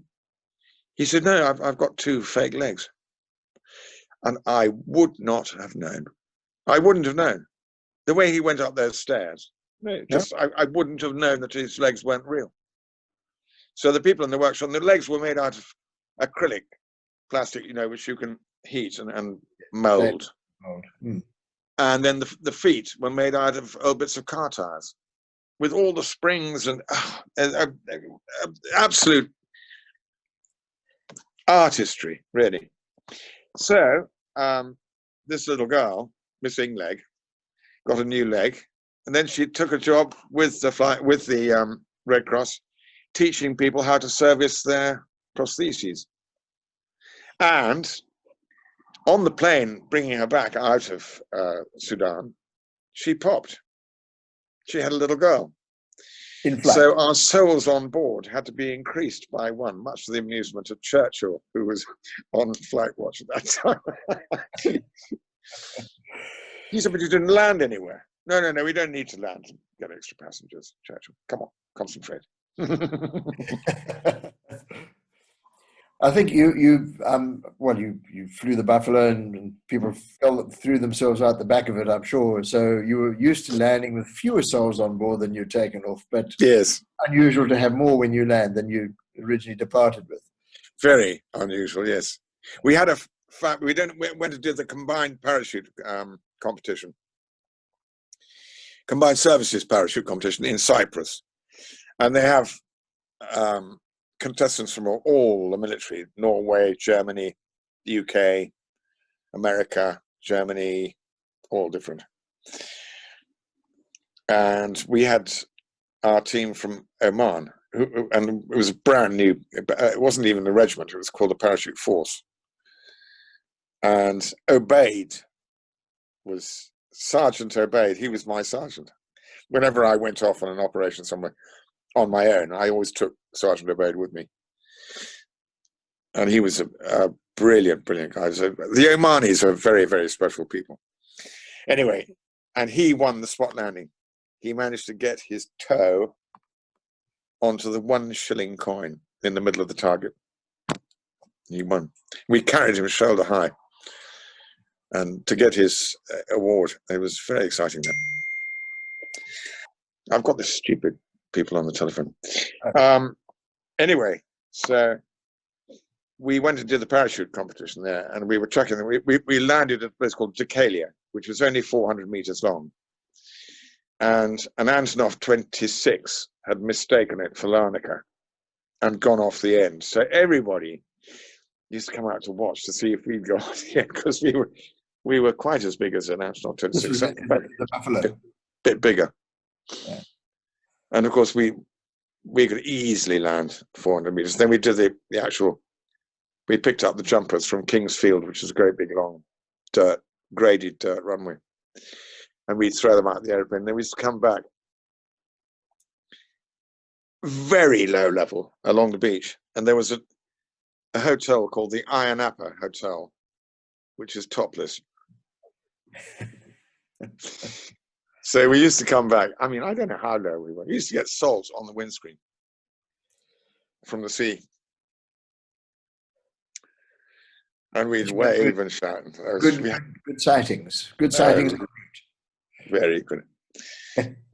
We had another game we used to play.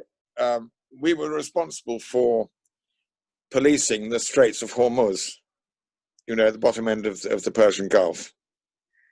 Okay. And it was during the Iran-Iraq war, so there was quite a lot of activity going on. But we would go and fly up there, and basically our job was to take photographs of all the ships and just to make sure that nobody's in trouble.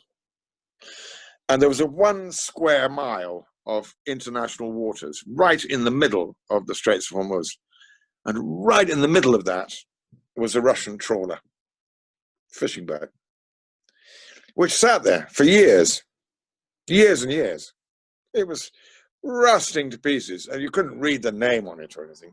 And it was covered in these... Just held station in that 1 square mile.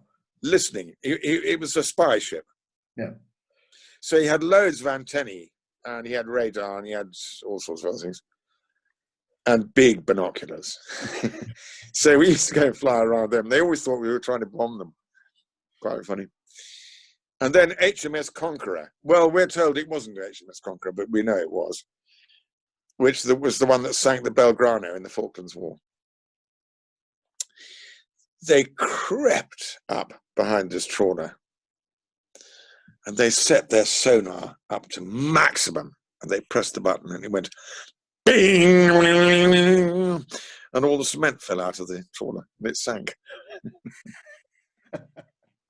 So we had to go and drop rubber dinghies to them. Hugh, I've just been prompted to ask you about the evacuator.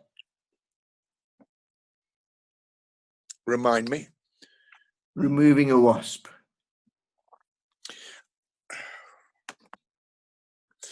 Was it a fly? Was it a fly? It was a large wasp. Oh, a hornet. A hornet. This is not just a wasp.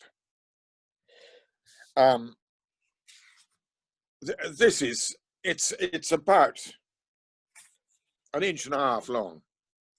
And if that stings you, the sting stays with you for a month, 2 months. It's a horrible thing. And this Hornet, I was flying with a super girl from Zimbabwe, and we were halfway back from Sudan, and this enormous Hornet, and it was sort of metallic, you know, it looked as if it was wearing armor plate, and it made a horrible noise and was dripping venom. It was a horrible thing, and it came out from behind the instrument panel. So this girl from Zimbabwe reached under her seat to find the piece of hosepipe, which we always carry under the seat. It's good for controlling rowdy passengers and that sort of thing. And she opened the window and stuck one end out, and it became a vacuum cleaner. And then she got this thing, and it was sort of on the end of the pipe, struggling not to be swallowed by this hose pipe. And eventually it gave up. I suppose it's still flying somewhere. So there's use for a piece of hose pipe in the cockpit. Always carry one. Always. I mean, you can make washers out of them. I mean, they're essential equipment in a cockpit. Yeah. You mentioned the little green apples. Yes. That were scattered around. Was this one of those perhaps that you used as a parking brake? Exactly. Yes. In WOW in Sudan, WOW was also sort of under siege, but there was a much bigger garrison in WOW. All they could do was occasionally they'd wander into town and throw a few grenades around and then go out. They being the SPLA, the Sudan People's Liberation Army. Okay. And they totally destroyed the railway from Khartoum, to the extent that they tied it up in knots, the track. I don't know how they did it. It's extraordinary. So the last train to go from Khartoum to WOW was actually a convoy of 4 trains, and the front train had a track laying team on it, and the back train had a track removal team on it, and the number 2 truck contained Dofari cavalry who would jump off the flatbed trucks on their horses, and they would sanitize the countryside, 2 miles either side of the track. So anything that was there, animals, people, didn't matter what, got sanitized, got killed. And then in the number 3 truck was the cargo that they were carrying down to WOW. And basically they went along at, laying track in front of the trains, and then the back train would pick up the track and take it round to the front, or they all hand carried, and then they'd relay it. It took 4 months to get from Khartoum to WOW. That was the only way you could go, because you couldn't go on the river, because the river was all mined. The SPLA were on the banks of the river, so the barges couldn't get through. And if you left the tracks down, they'd just blow them up and turn them into spaghetti. Incredible. I mean, it's such a terrible place then, South Sudan. It's agriculturally probably the richest place in the world. They've got hundreds and hundreds and hundreds of square miles of the most fertile country, flat as a pancake, and with lots of rain, lots of sun, perfect place for growing rice. And so the Chinese came and built a great big rice farm. It's about 4,000 acres of rice. It's just sitting there. Nobody's doing anything with it. Yeah. It's tragic, really is. And the only answer is to get lots and lots of airplanes. But you used to fly in and out of WOW. Yes, I used to be based there sometimes. Every time I got based in WOW, I got malaria. Yeah. Horrible place. Yeah. And you had a special parking bay. And we had this, oh, sorry, yes, right. And the parking area was quite a big graded dirt area, and the control tower was on the one side, and the control tower used to get attacked. They used to throw grenades at it during the night, but they never came over our side of the apron. And we were parked. We had a little fuel farm there, and we had hoses which came from the fuel farm, and we had a lump in the apron there, in the dirt apron. And if you could get the nose wheel right on the lump, you were in exactly the right place to pick up fuel. The hoses all came under the airplane, straight into the fuel holes. And so I used to do that. I did it for months and months and months. And you could get it absolutely right after a bit of practice. Then one day we came in, and I edged the airplane forward and felt it hit the bump. And then the bump came out. So I had to slam the feet on the brakes to stop the airplane rolling past the hoses, past the reach of the hoses. And then our engineer, Archie, South Africa, came rushing up, and he was going, "Cut the engines." So I cut the engines. I said, "What's the problem?" He said, "Get out of the airplane, evacuate the aircraft." So got everybody out. We only had about 6 passengers or so. So I said, "What's the problem?" He said, "Look at that." And our lump turned out to be a Jolly Green Apple. It was a grenade, Russian grenade. And we'd been using it to bump the nose wheel against for months and months, 4 months or something. And then one of the passengers turned out to be, he was also South African, ex-South African Army, mine disposal guy.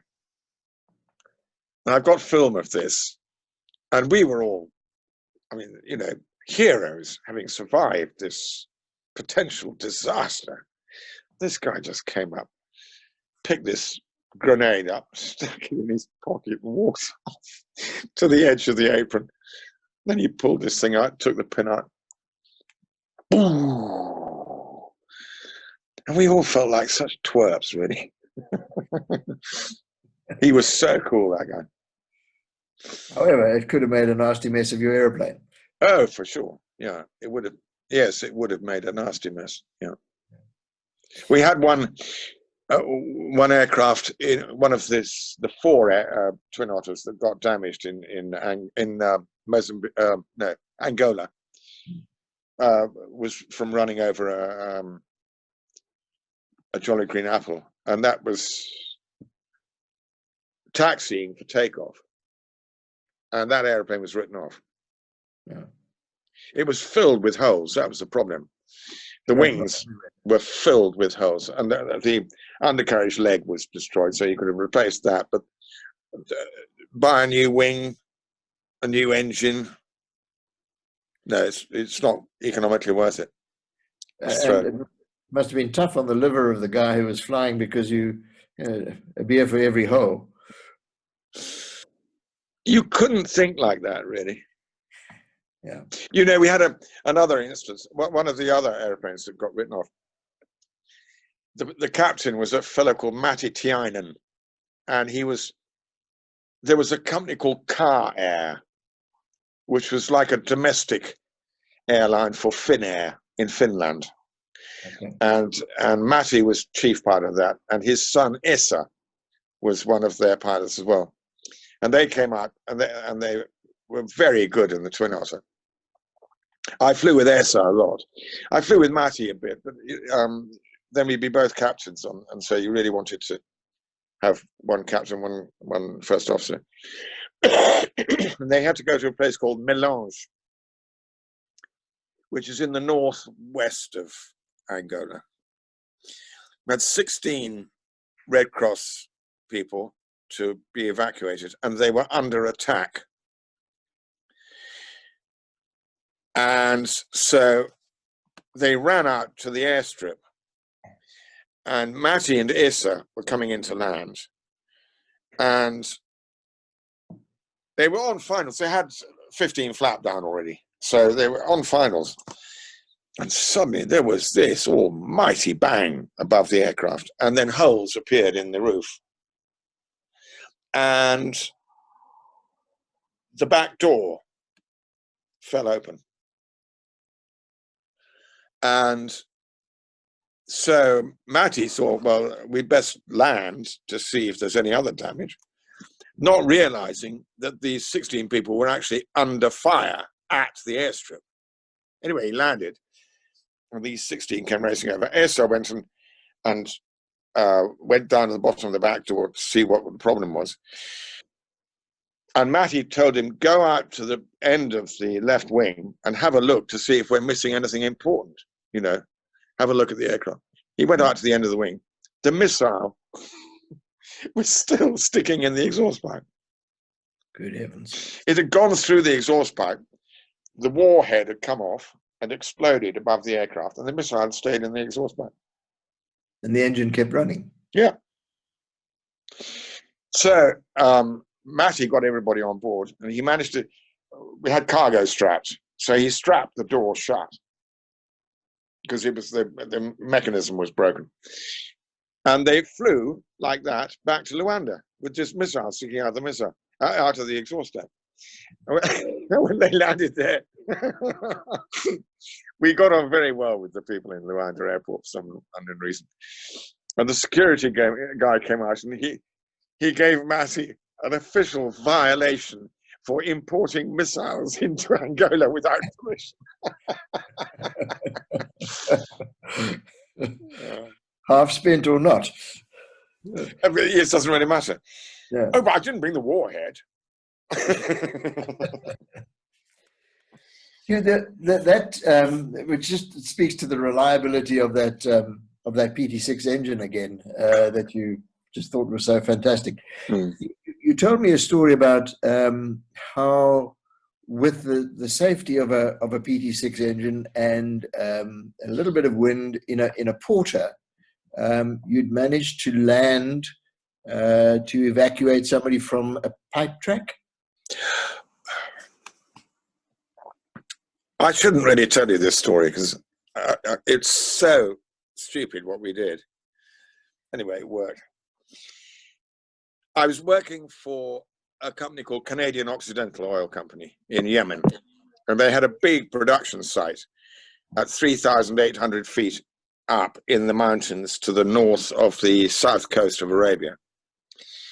And then the pipeline came out of the production site. It went up to 5,800 feet, and then it came down a cliff, about 3,000-foot cliff.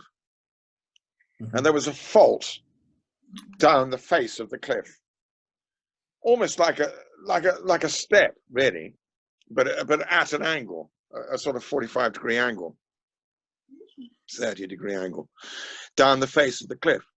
So they decided to secure this fault line and put the pipeline down it. Because that was the ideal way to get the natural path to take it down. Exactly. And they put a turning area halfway up so that trucks could get down if they needed to replace the piping and stuff. And they had somewhere to turn around at the pumping station. It was a pumping station as well. And then you had the pipe was right up against the cliff face. And then you had about a 5-meter wide track, which was called the right-of-way, which is where the Land Rovers used to go up and down inspection. And they were doing an inspection one day, and they had 2 Canadians, and they had a Libyan guy, an oil field engineer called Ibrahim, whose father had been killed by Gaddafi. So Ibrahim was basically pro-West. He was the only Libyan. I had 4 years in Libya, and very unusual for me, but I just couldn't speak to any of them. I had so little in common with them. But Ibrahim, I really got on well with. Anyway, he was standing on the step at the back of the Land Rover. You've got the little back hatch thing. Then you've got a step. Yeah. And he was standing on this step looking at the pipeline as they drove up. And they went over a bump. And his feet came off the step and landed on the road. And his chin came forward and hit the step and knocked him out. He was just lying on the track then. And nobody noticed until they got up to the pumping station. Where's Ibrahim? I don't know. So they went back down the track and they found this guy lying on his face. And there was a lot of blood and teeth and stuff, you know, around his head. And they thought, this guy must have broken his neck.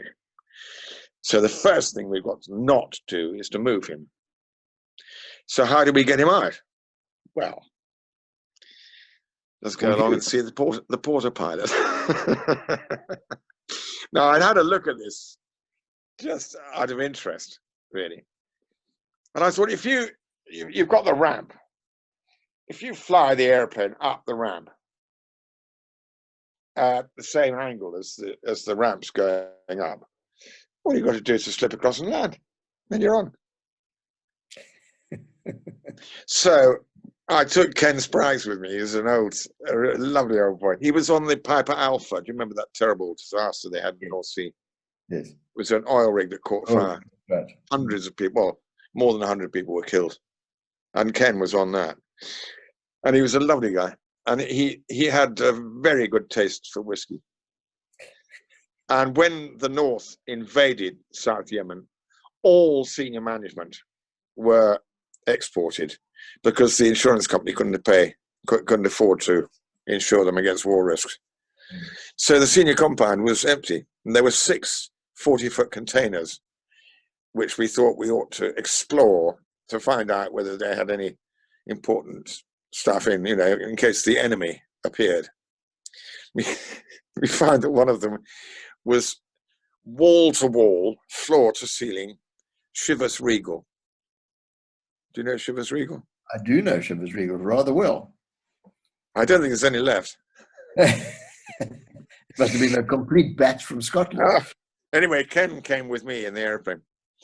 And I said what we were going to do. And I said, it's really stupid, this, but trust me, if it looks like it's not going to land properly, I'll just, you know, fall off the edge and then we fly away. So we came up this ramp, and it's literally just outside the window. I'm flying along with this ramp just outside the window. And when we were climbing at about the same rate as the ramp, I just popped across and took the power off, and it sort of stopped. It was extraordinary. And we didn't run over Ibrahim either. We stopped before him.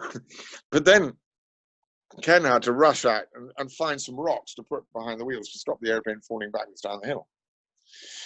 And we got Ibrahim, and meanwhile, a Land Rover had appeared, and they had one of these stretchers, which is made out of, it's like a bubble cushion, you know, bean bag, but it's got those little plastic blow-up, little beads in it. And you place the patient on this and settle them in, and then you have a little pump and you evacuate the air, and the whole thing just closes around him and grips him. You can lift him vertically. He doesn't fall out. You put straps around, obviously, just in case. But you've got him in exactly the same position as he was when he was on the ground. And we took him back to the clinic, and luckily he hadn't broken his neck. He wasn't very well. Yeah. And I still get Christmas cards from him to this day. I'm sure you do. Ibrahim. Oh, that's just amazing, isn't it? I love it when I get those. And you'll take off out of there with Ibrahim? Sorry? You'll take off out of there with Ibrahim? Now taking off up the slope? We had to taxi up to the turning circle, and which was actually, took a hell of a lot of power and was rather tricky because steering it, I mean, you've literally only got inches either side, either from banging the wing on the cliff face or falling off the edge. So, and steering it was quite tricky. Been much easier in a twin Otter because you've got two engines. Anyway, we got to the top, turned around, and then pointed it downhill, and I just let the brakes off, and it went off down the hill. And when we got a bit of airspeed indicator, I put a bit of power on, and we just floated into the air. It was that easy. It wasn't a takeoff. It was just sort of just happened. But everybody thought, oh, what a heroic thing. They didn't realize how easy it was. I'm sure it wasn't that easy, Hugh. I It think was that easy. I mean, okay, it wasn't. but okay, and I'm conscious that we've now been going 2 hours, and you must be very thirsty, and our guests in the audience scattered around the country and around the world might also be feeling a little thirsty. But I'd like to perhaps end, if we may, by asking you this question, because with that escapade of yours, that sounds to me it's deserving of a medal. And while you saved a life, how many people did you have to kill to earn the medal that you have earned? Which is now as a civilian, not as a combatant. You know the difference between the VC and the GC? Tell me. Victoria Cross? Yes, I know the Victoria Cross. George Cross. Okay. George Cross is the non-combatant equivalent of the Victoria Cross. Right. So I'm making this up a bit, but about half the people who get the George Cross get it posthumously. Victoria Cross, it's more than that. More die getting the Victoria Cross. But the George Cross, a lot of people lose their lives getting it. And the Oman Peace Medal is the Omani equivalent of the George Cross.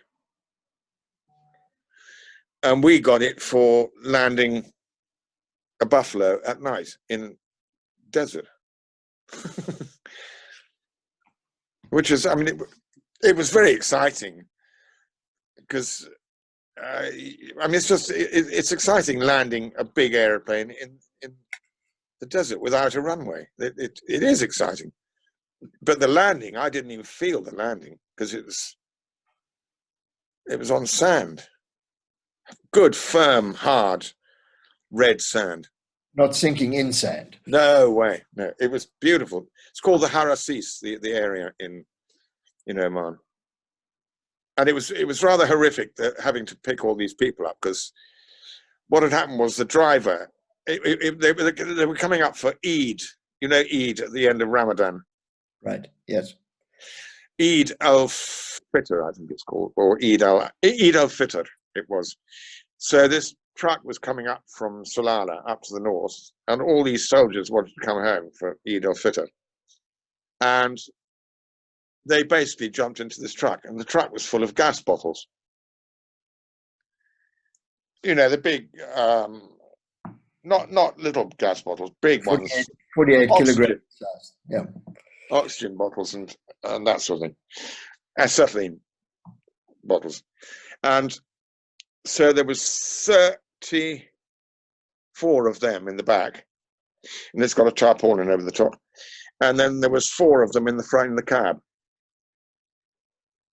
And they left Salalah at about 11 o'clock at night.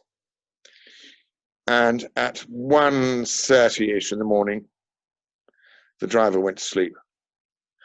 The truck went off the track and cartwheeled end over end across the desert. And all the people in the back got wrapped up in the tarpaulin with the gas bottles and rolled off across the desert. And then a fellow called Gus, who was he was in charge of Garba pumping station. He was a Sikh Indian. And he was coming back from trying to find a leak down at a place called Haima. And he saw these headlights pointing up in the sky off to the right of the track. So he drove over, and there was the truck. And it took them quite a long time to find the tarpaulin with all these people in it. Mm-hmm. There were 8 dead, and all the rest were minced. Badly injured. Oh, driver luckily was killed. And so we went and landed, and Gus had gone back to the Agaba pumping station, and he got some paint pots, just like in Lockyer Choggy.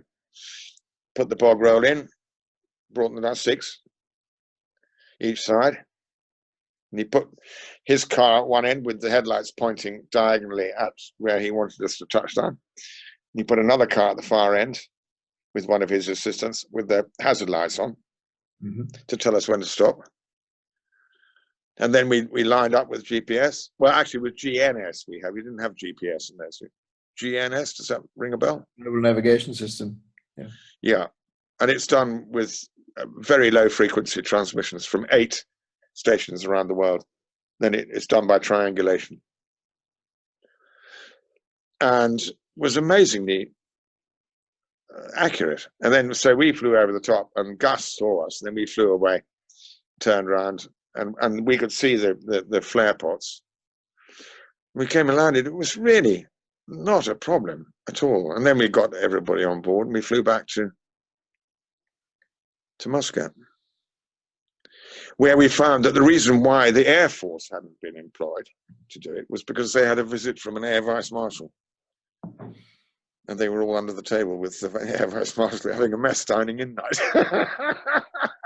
So we rather rudely went and parked in their pan with the buffalo. You were stone cold sober and able to fly. Yeah. And then our commanding officer, Nick Holbrook, Colonel Holbrook, he went to the mess, to the SOAF mess, and he got proper breakfast, sausage and bacon and eggs and stuff, fried bread. He came aboard and he said, "Get out of there. Come and sit down here." So he sat down there and he said, "Here's your breakfast. And I've got you some coffee as well." It wasn't coffee at all. It was a lot stronger. Straight whiskey. And for that you were given the Oman Peace Medal. Oman Peace Medal.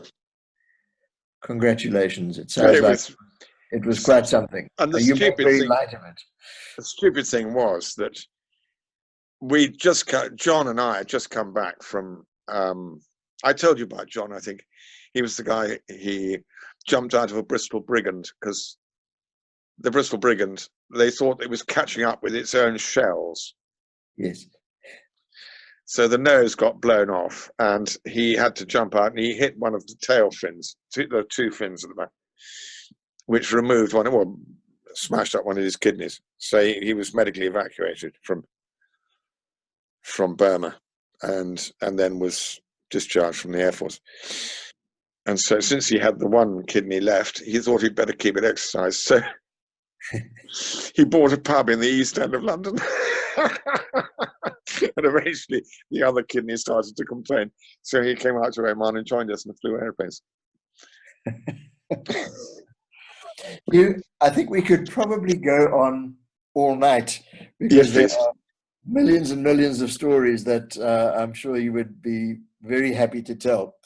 But we've kept you a long time, and I really want to. It's only been a pleasure. I've really enjoyed this. You've now retired.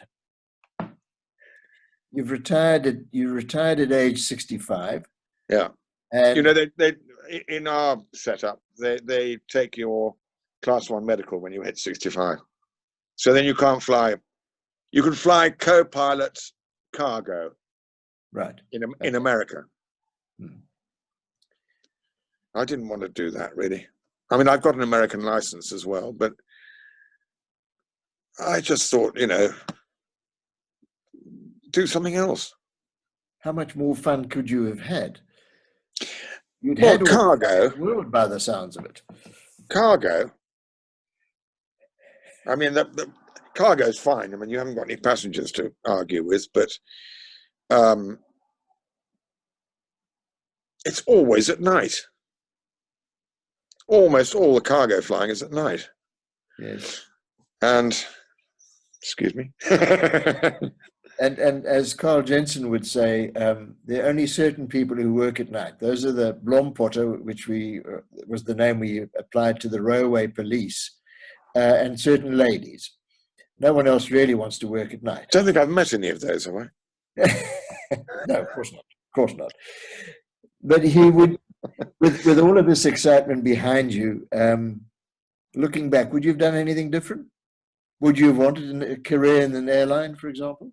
No way. No way. No. I mean, for a start, okay, there's 4 types of commercial aviation. Airline, rubbish salary for the first 25 years, and then it gets quite good, and then you end up with a decent pension. But in a large airline, you virtually never fly with the same crew, so you don't get to know the crew. You hope that you never meet the passengers, because if you do, it's because there's been some major problem. Then you've got cargo, where that's fine, you don't have to talk to the passengers, and you quite often fly with the same crew, so you get to know the crew. But it's always at night. So your social life disappears out the window. That's terrible. Then you've got corporate, which is you're going to fly super machinery very often. I mean, the top of the line. Yeah. And you will very likely be flying with the same crew and very possibly the same passengers. But you're on duty 25 hours a day. They'll come to you at 3 o'clock in the morning saying, I want to go to Valparaiso now. Then you've got to go and you can't have any of this. No. Sorry. Yeah. And then you've got contract flying, which is what we were doing. And you fly with the same crew. You fly normally, you know the passengers really well. And you become part of the family. It's a super, super job. I wouldn't change it for anything. Does that answer your question? Hugh Pryor, contract flyer supreme. Thank you. Thank you for your time. Thank you for sharing those stories with us. It's been wonderful. Well, if there's any questions or anything, if you've got questions. There probably are a whack of questions. And however, I've got to do something about that. Okay, while you're doing that, I'm going to ask Mari if she's got any questions lined up, and we'll get a couple of people on the speaker to you, and see what comes up. So I think you need to charge that glass. I think you've earned it. I certainly do. How much do I have to charge it? Shut up, Hugh. Just to the top, Hugh. Yes. So if anybody does have any questions, if you'd like to either raise your hand so we can just get the questions, or pop a message through. Carl, I'm going to say please go ahead, but we might have to wait if you have a long question for you to get back. But if you want to comment in the meantime, that could be fine. Yes, Hugh, fully charged. Yep.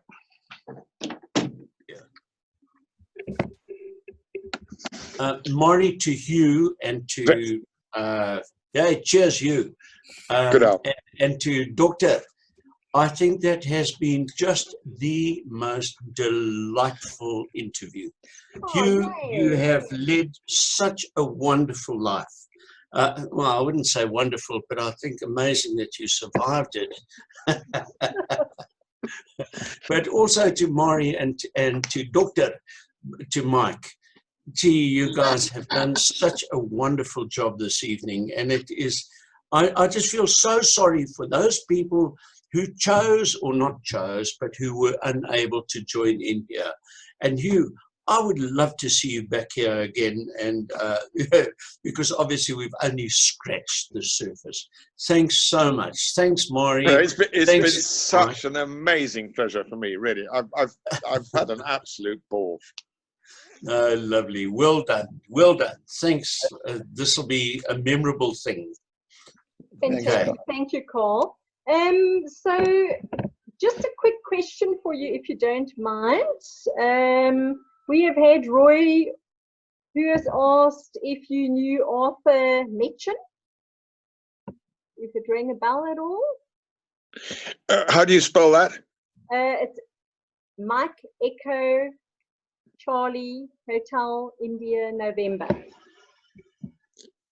Meechin. No, it doesn't ring a bell. The trouble is that I worked for South African companies quite a bit, but I was very seldom there. The only time I was there was to do instrument ratings and that sort of thing, and to take ferry flights. Okie dokes. Okay, that's great. So I'm not really familiar with the South African scene properly. No, this gentleman is actually from East Africa, but that's great. I'll put Roy in contact with you. Meechin. Oh.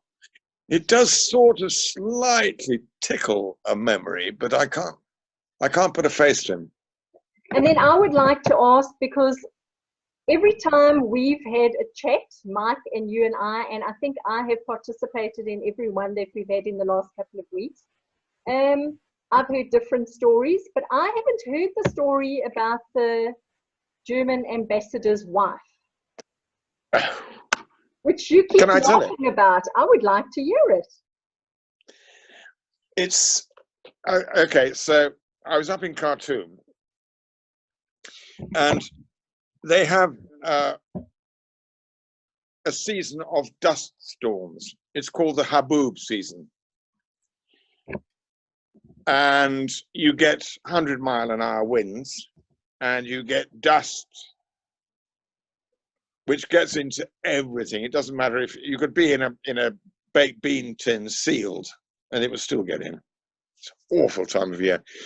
And then just after the Haboob season, the rains come, and then you're going into winter. And winter is lovely in Khartoum. Anyway, it was October, so it was the beginning of, middle of the dust season, the Haboob season. And we had a hangar which didn't have any doors. It just had walls, and it had a back wall with what they call a Judas door in it. So a little door. And this door flew open in the wind, and there was this enormous woman standing there with hair in the wind, like a sort of Valkyrie, a Brunhilde. So I rather nervously went over to her. I said, "Can I help you?" She said, "I've come to hire an aeroplane, but I think I've come to the wrong place." So I said, "Why?" She said, "Because all your airplanes are covered in dust. And in fact, the whole place here is covered in dust. And I don't want to fly in airplanes that look like that." So I said, "Well, fine, but I have to warn you that we're the only people who do hire airplanes here. So if you want to hire an airplane, you've got to come see us." She said, "I'll think about it." And she stormed off, this enormous woman. 2 weeks later, she came back. And by this time, the rains had arrived. And we got the place cleaned out. The airplanes all cleaned and dusted and polished and everything. And she said, "You were absolutely right." So I said, "What do you mean?" She said, "You told me that you're the only people who rent airplanes here." So I said, "Well, that's true. What do you want to do?" She said, "Well, I've got the German ambassador coming down from Cairo for Christmas. My husband is going to Cairo for Christmas. And I want to show the German ambassador from Cairo the pyramids of Shendi." So I said, "Pyramids of Shendi?" She said, "Yes." I said, "Well, I've been to Shendi lots of times. Are they very small pyramids or something?" She said, "No, they're big." So I said, "Well, I've been to Shendi an awful lot of times, and I'd like to save you some money." She said, "How?" I said, "There's no pyramids in Shendi." She said, "There are. They must be. They're in this book." And she had a book called A Gentleman's Guide to the Nile by E.V. Lucas. It had beautiful little steel engraving drawings in it. And there were the pyramids of Shendi. I mean, you couldn't mistake them. So I said, "Well, that's fine. When do you want to go?" She said, "Next Thursday." She said, I will be bringing the German ambassador and I will be coming, and we'll bring 2 people from the embassy, and there will be 2 people from the Ministry of National Heritage.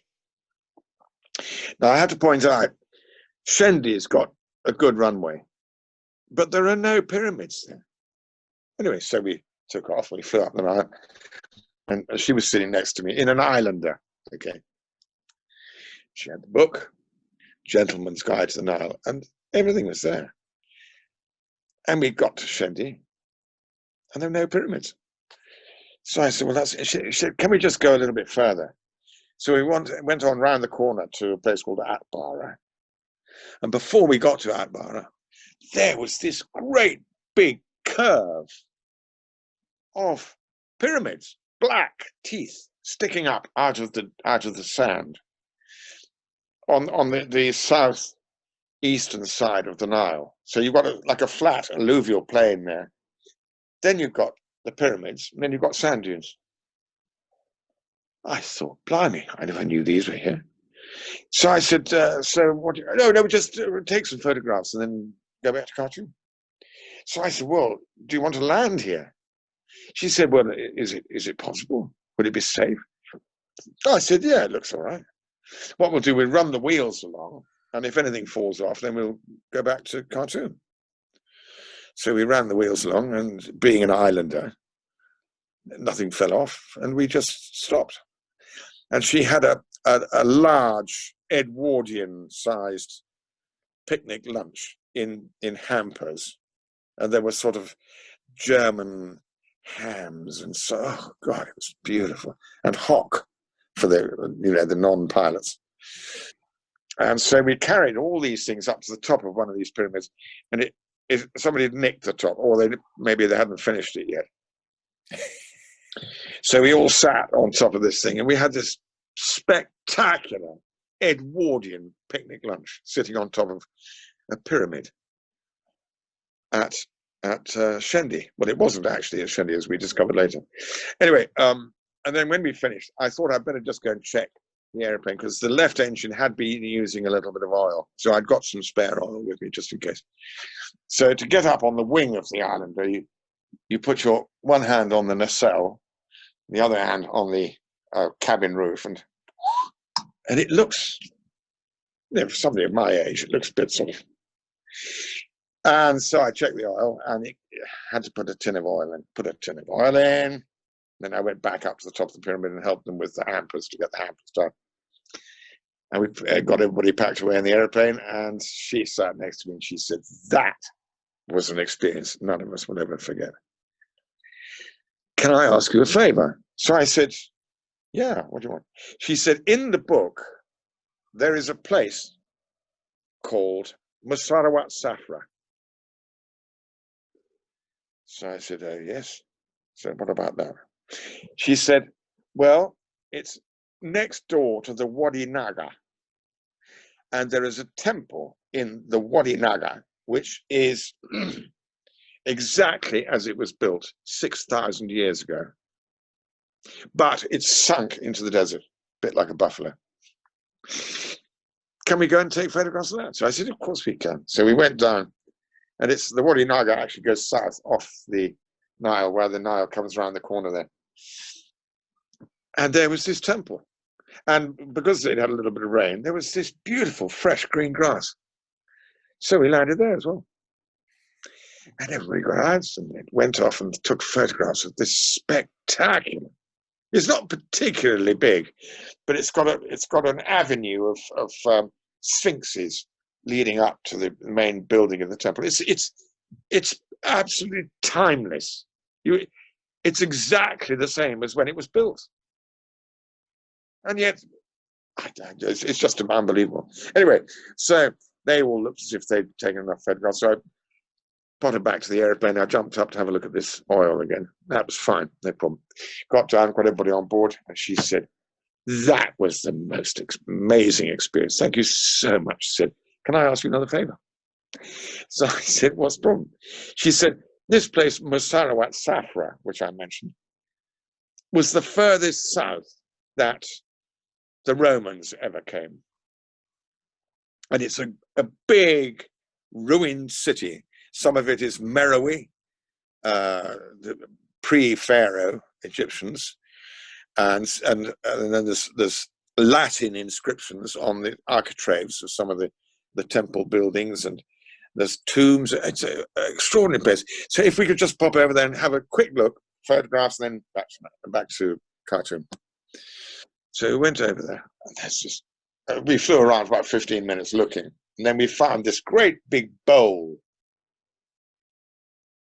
in the plateau. It's flat plateau with this bowl, and in the bottom of the bowl, an incredible ruined city with everything there. It looked like a Hollywood film set.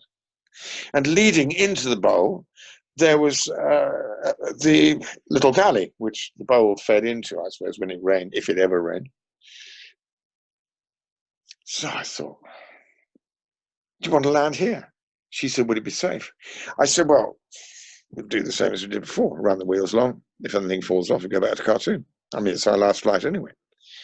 So we ran the wheels long, and perfect. We stopped, we got out, and we spent an hour there. And then it began to get dark. And now in Khartoum, they don't like you to take off from an uncontrolled airport after dark.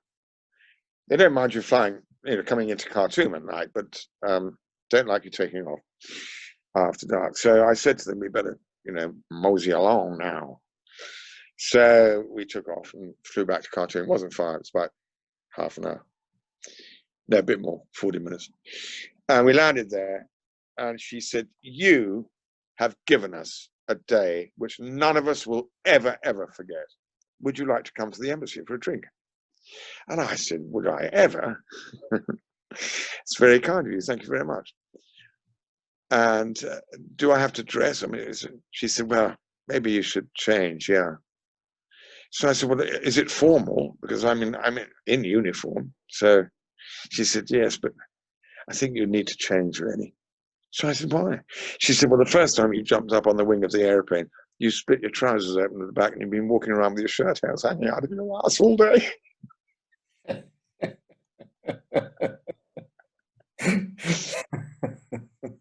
So I went back. Thank you for that. Okay, Mari, thank you. That was the unplanned story, which I hadn't heard before. Thank Lovely. you. Well, I don't know how to wrap this up, because I'm sure that, well, we've got everybody online still. Everybody's hanging around to hear any more stories that you might have.